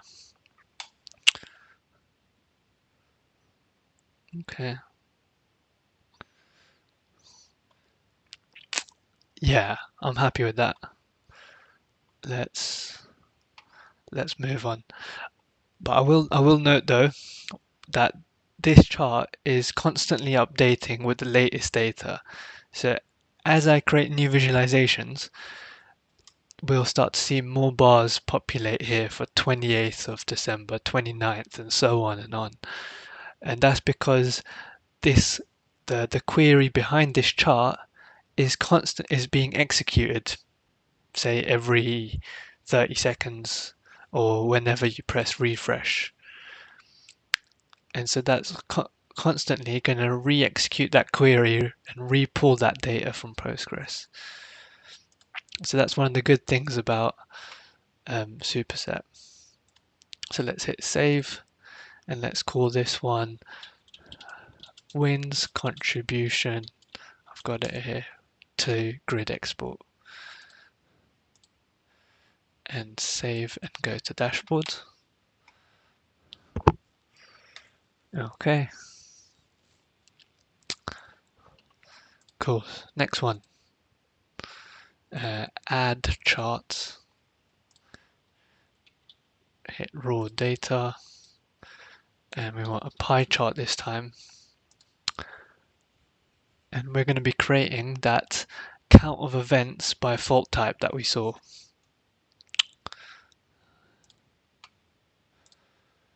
Okay, so dimensions is basically what do you want to group by. So we know we want to group by fault type, so let me use fault as the group by here for dimensions. And metrics, so in this one, let me just use custom SQL, and I want count of the first row, first column. Create chart, and as simple as that, we've got count by fault type. So it's saying we've got 49,000 events that are attributed to the normal fault type, which is basically not a fault. And it gives us the percentage. So that's how easy it is to create visualizations. I'm going to just do a few more edits here. So put the label line. And yeah, I know I'm happy with that. So event count by fault indicator. Let's save and go to dashboard. So this next one requires us to use the SQL editor. So to do that, we go onto SQL Lab, and here is where we reach our SQL editor. On the left hand side, you can choose the database that you want to work with. We know it's under the public schema, and it's raw data that we're looking at.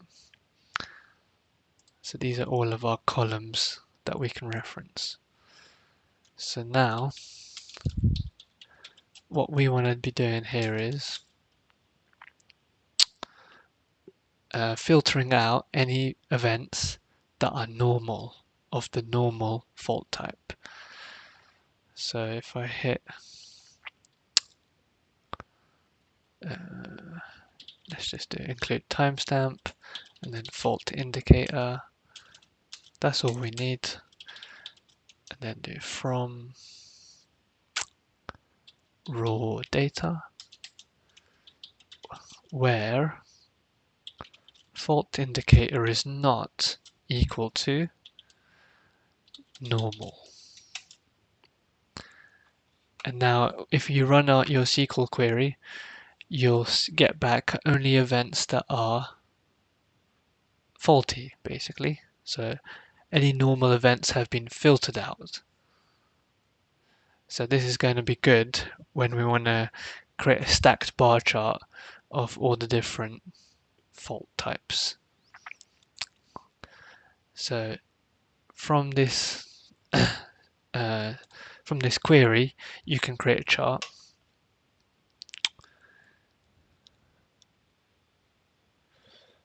And then you end up at this view.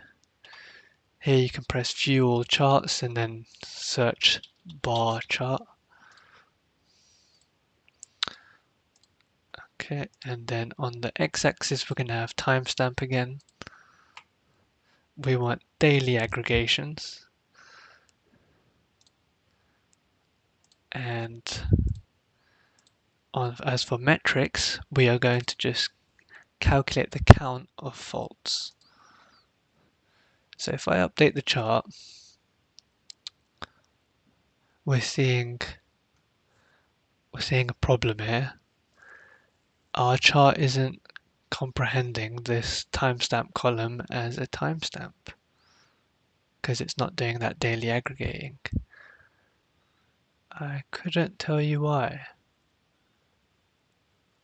I honestly couldn't tell you why. I'm going to try with the original dataset.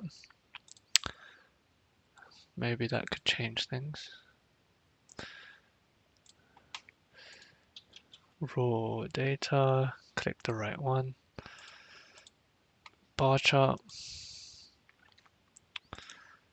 Choose timestamp. Come on. Timestamp daily. Fault. Count. Save. Create chart. So that's doing it just fine. The counts of faults per day. And if you notice, there's a few less faults on the 23rd because we're generating data halfway through the day. So obviously there's going to be a few less faults there. And so it'd be great if I could split up the faults by fault type. So it shows me the number of normal events, the number of blackout events, bad events, etc., etc. And in order to categorize that way, I just need to add that category to the dimensions. So if I hit update, now I'm going to see 4 different bars for each of our fault types. If I want to see this stacked, I can go to customize and then scroll down to, let me search for it, stacked. Yeah, it says stack style and then stack. And there you can see stacked.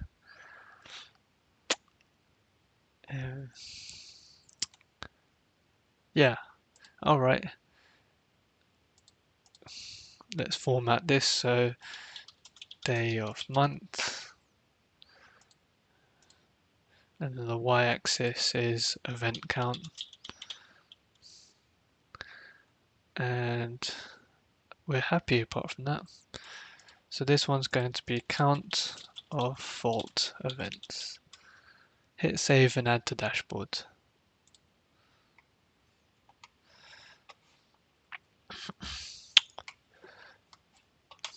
Good. So we've got a bit of energy dashboarding going on. We've got some information about the number of faults that we're getting, which is good. Now let's get some voltage information. So we would like to see if there's any trend in terms of the hour at which voltage sags down. So it may be that peak hours after 5 p.m. we start to see the voltage sagging down, and we want to be able to identify any patterns like that. And so we're going to create a heat map next. So hit chart, choose your data set. It's going to be called calendar heat map because we want to show how voltage varies through time. So in this one, let's have the domain as day and subdomain as hour. And we want to show voltage. That's what we said. And it's going to be average voltage per hour. Control Enter. Okay, it's saying provide time bounds. Okay, so we need to provide a time range. For now, let's just put current week. Hit apply. And there you go, you're seeing, if I can make this a bit bigger, a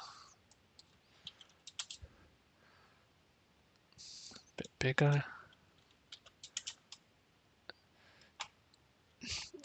So notice, so there's how many squares? 4 times 6 squares, so that's 24 squares per day to represent each hour, and we're seeing the average voltage for each of those hours.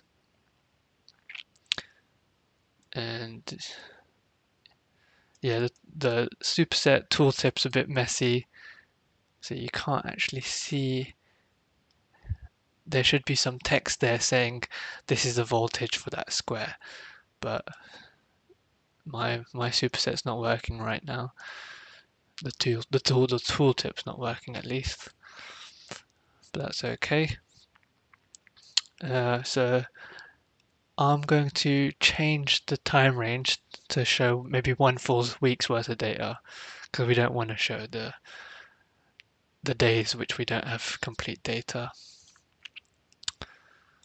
So if I was to change this to custom, and then so my starting time I'd like to be, let's do 24, hit OK, and then let's do 1 week's worth of data, so let's end that on 1st of January. Hit apply, control enter, and so we're going to get 1 full week's worth of data.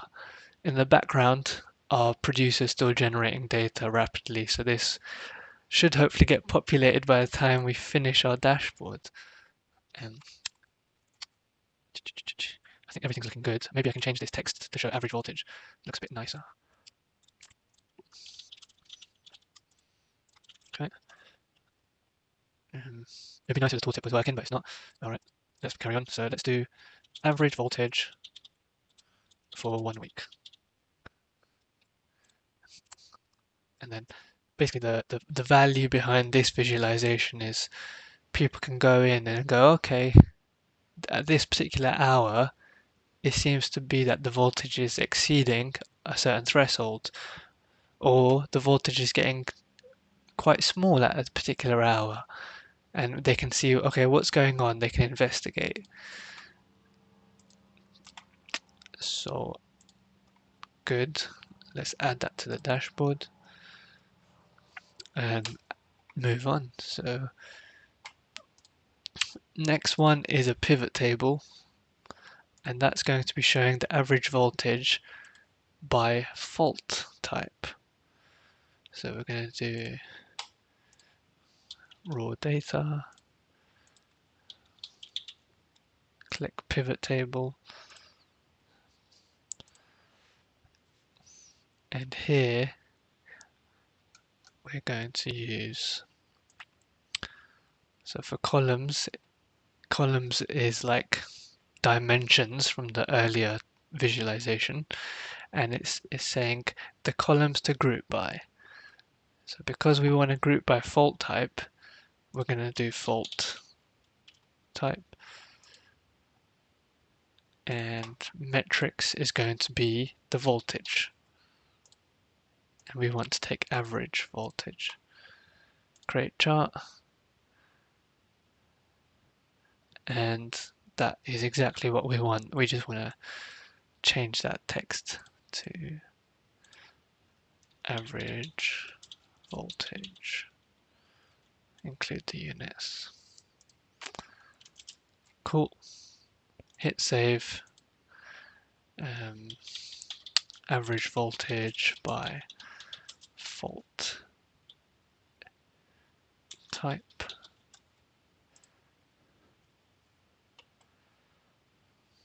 Good.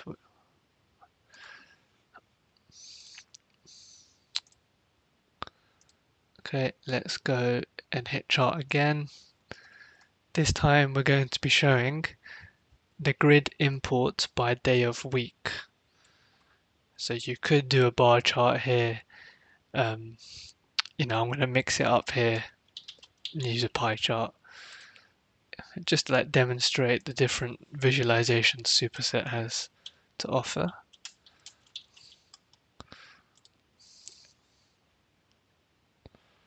Pie chart. Okay, and so again, dimensions is going to be our categories. So for this one, we want day of week. Now timestamp isn't going to give us that because we have a unique timestamp for every event. So there's not going to be any grouping if we were to use timestamp. So again, we're going to have to go to SQL Lab and create our own virtual table.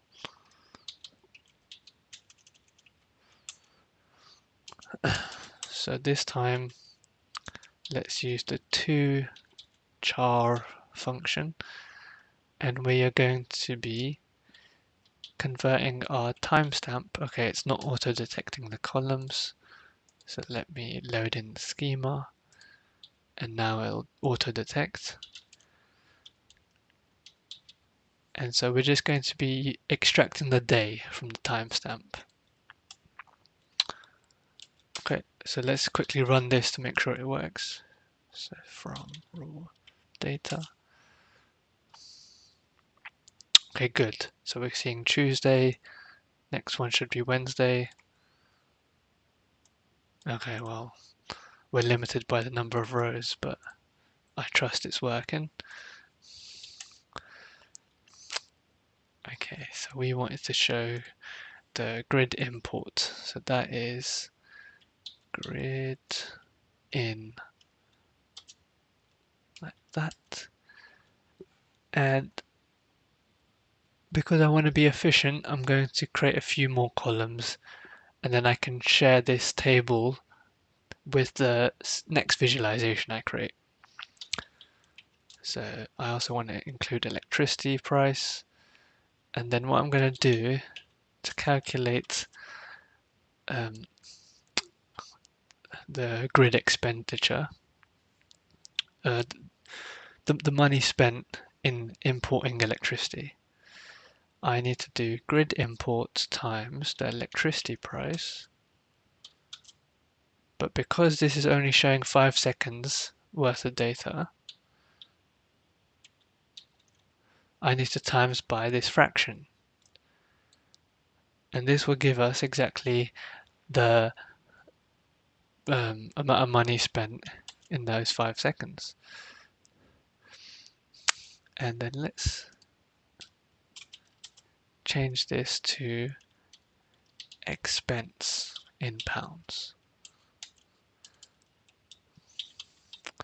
And let's also do the same for grid export. So, and then as revenue. So I'm calling this revenue because it's the amount of money our neighborhood is receiving for exporting energy to the grid. So if I run that query, we've got our 4 columns there.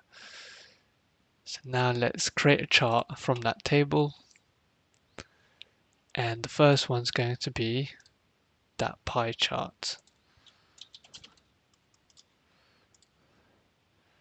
And now we can use those columns we've just created. So let's use, oh, I should have changed it to say day of week, but that's okay. So that's basically the day of week. And then revenue, no, let's do expense. And do average, oh no, sorry, sum. Because we want sum of expenses per day, or per day of week, I should say. And there you have that amount of money spent on each day of the week in consuming from the grid. And you'll notice all of this is 0 because we're barely, or maybe not even consuming anything from the grid. We can check this from an earlier plot that we made to see if this is correct. So power profiles on Christmas Day. And yet, if you notice the grey line, it's at 0 all the way. So we're not importing anything from the grid. So the Python producer could have had some work done, but that's not the aim of this video. We just want to show how we can create an end-to-end pipeline. But if we had real data here, it would be a bit more interesting. So let's crawl this one, grid import by day of week. And because we created that query earlier, it's prompting us to create a data set for that query. So let's just call it that. And then add to dashboards. Oh, I forgot to put those lines in. Let me go in and edit chart, customize, and add that label line. Hit save.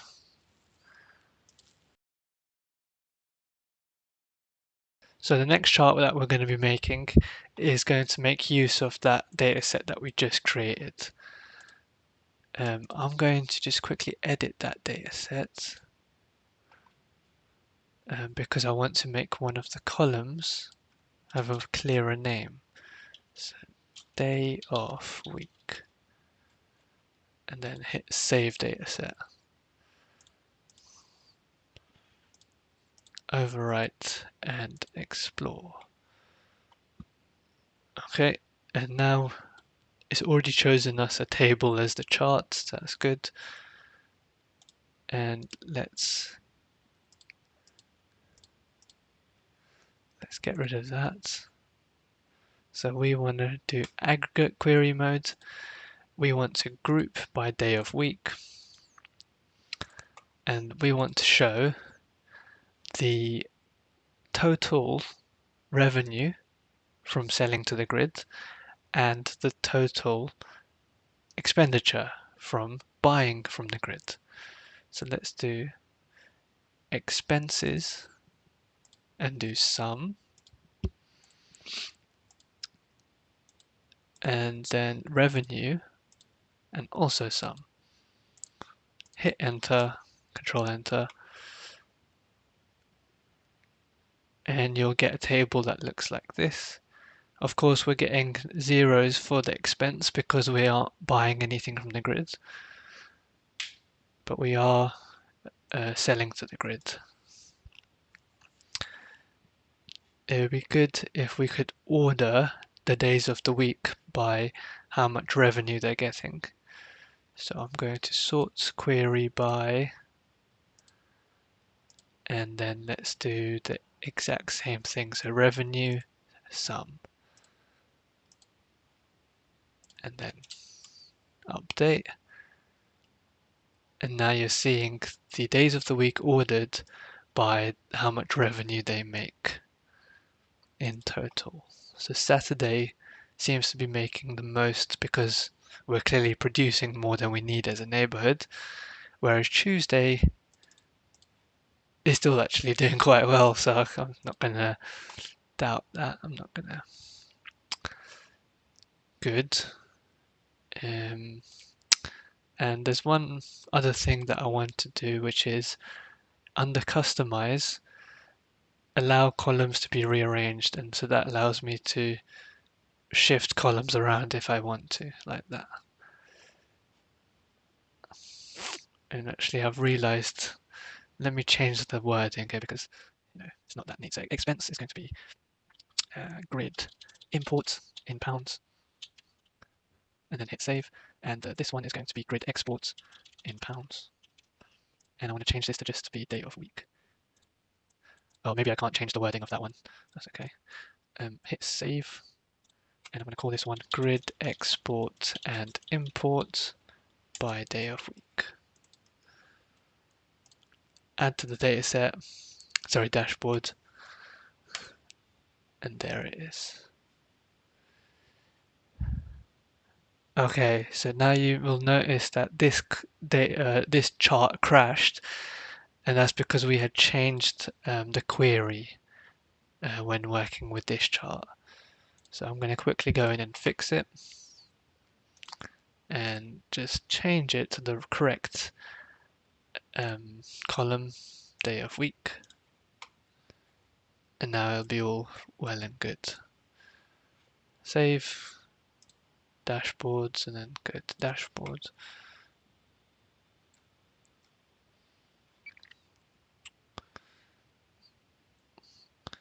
Okay, good. Now, right now, what we're seeing is a 3x3 grid layout. So you're seeing three charts, another three per row. If you want, you can edit dashboard and then resize as you like. So let me do this.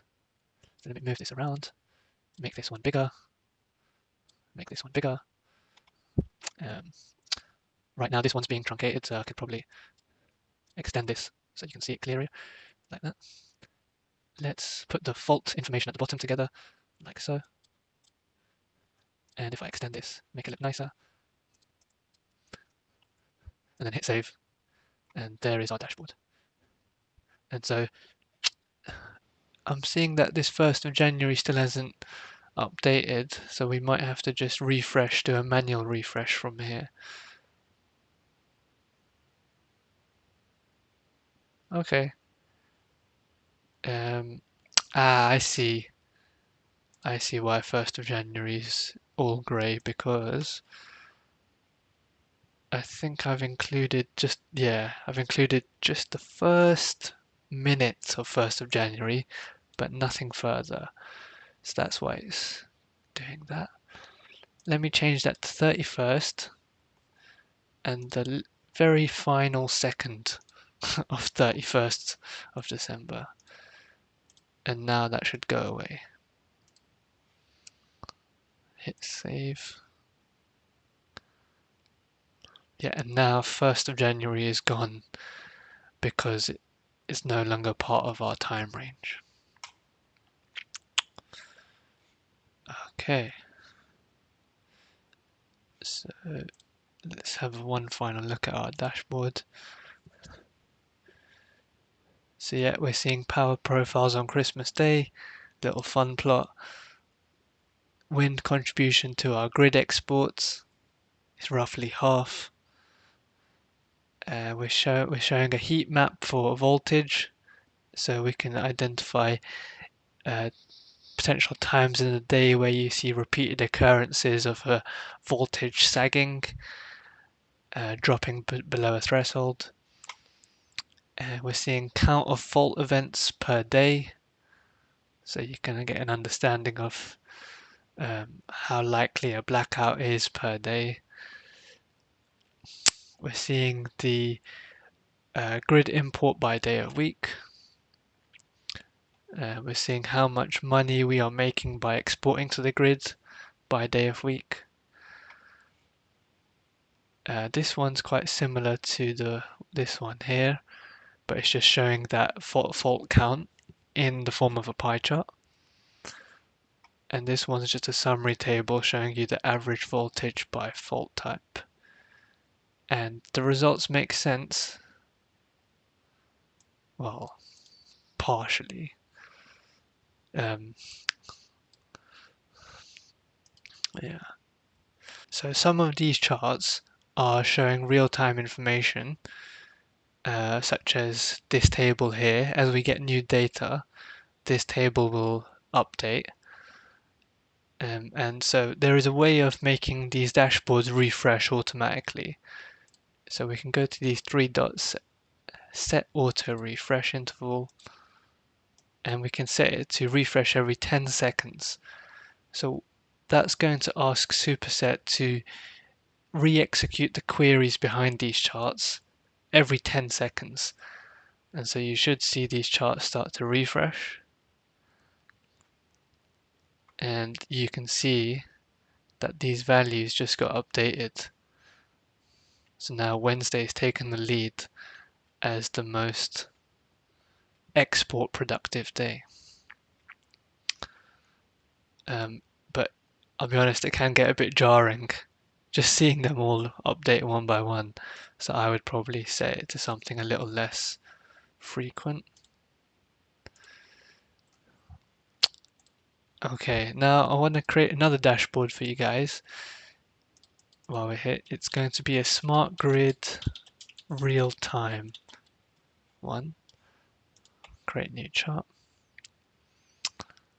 and it's going to use the same raw data, and it's going to be a gauge chart.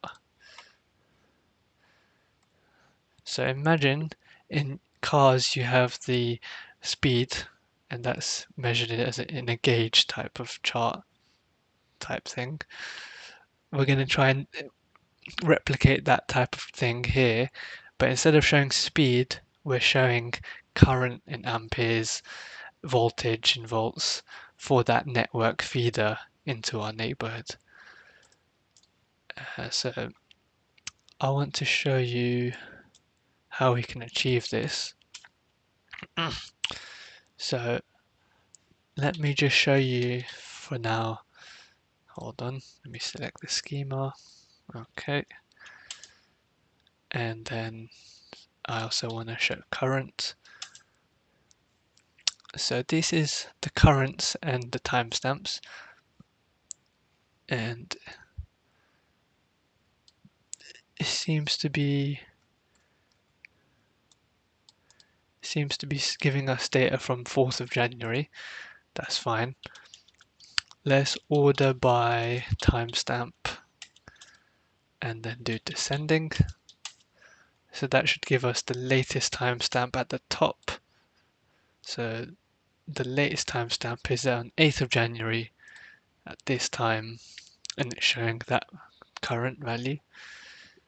And we would like to be able to show that current value on the dial in our gauge chart. So we can do that by using the last value window function. And then we just put in our fields of current. And we need to specify the window here. So we want to order by timestamp, and this ensures that the last value that we get is indeed the one corresponding to the latest time. But we're not finished. We also need to include this bit, the rows between. Sorry, I'm being a bit inconsistent. Let me make it all capital. Order by.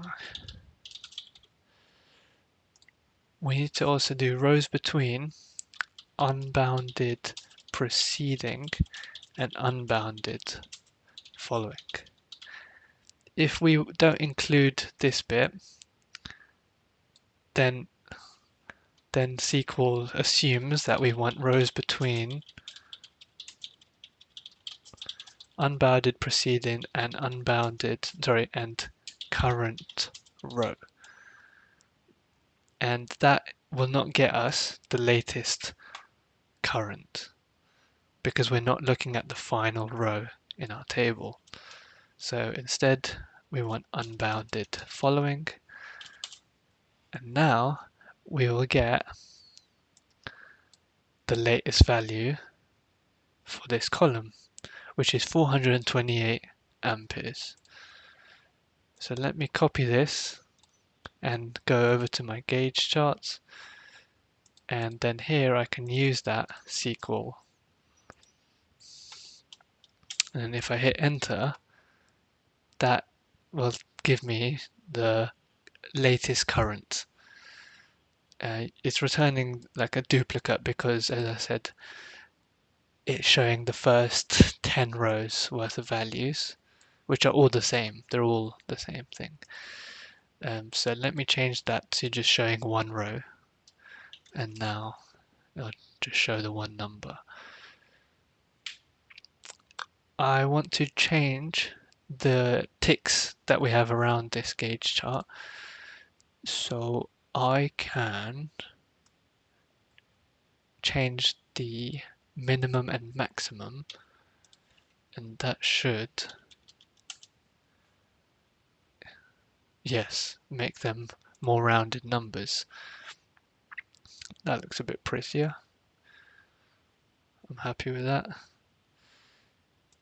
And if I include the A here, capital A, then I can also include the units for current. So let's call this one real-time current. Save, and then let's add it to the dashboard. Go on, we'll add it to that one.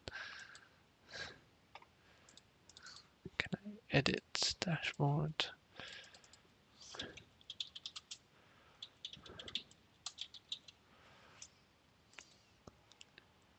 And so now we have a gauge chart that is showing us the real-time current. Now remember, we need to set the auto refresh to as quick as possible, really, if we want to show the real-time current. So now when this refreshes, we get the latest current. And you get the idea. You can just do the same thing for voltage and power, etc., etc. So let's just do voltage just for the completeness. So this time it's going to be voltage underscore V. Change that to 1. Change it to 1. Update chart. Min is 0. Max is voltage is usually smaller, so do 500. And then just include the units as V. Hit save. Oh, let me include a title. Real-time voltage. Save and add to dashboard.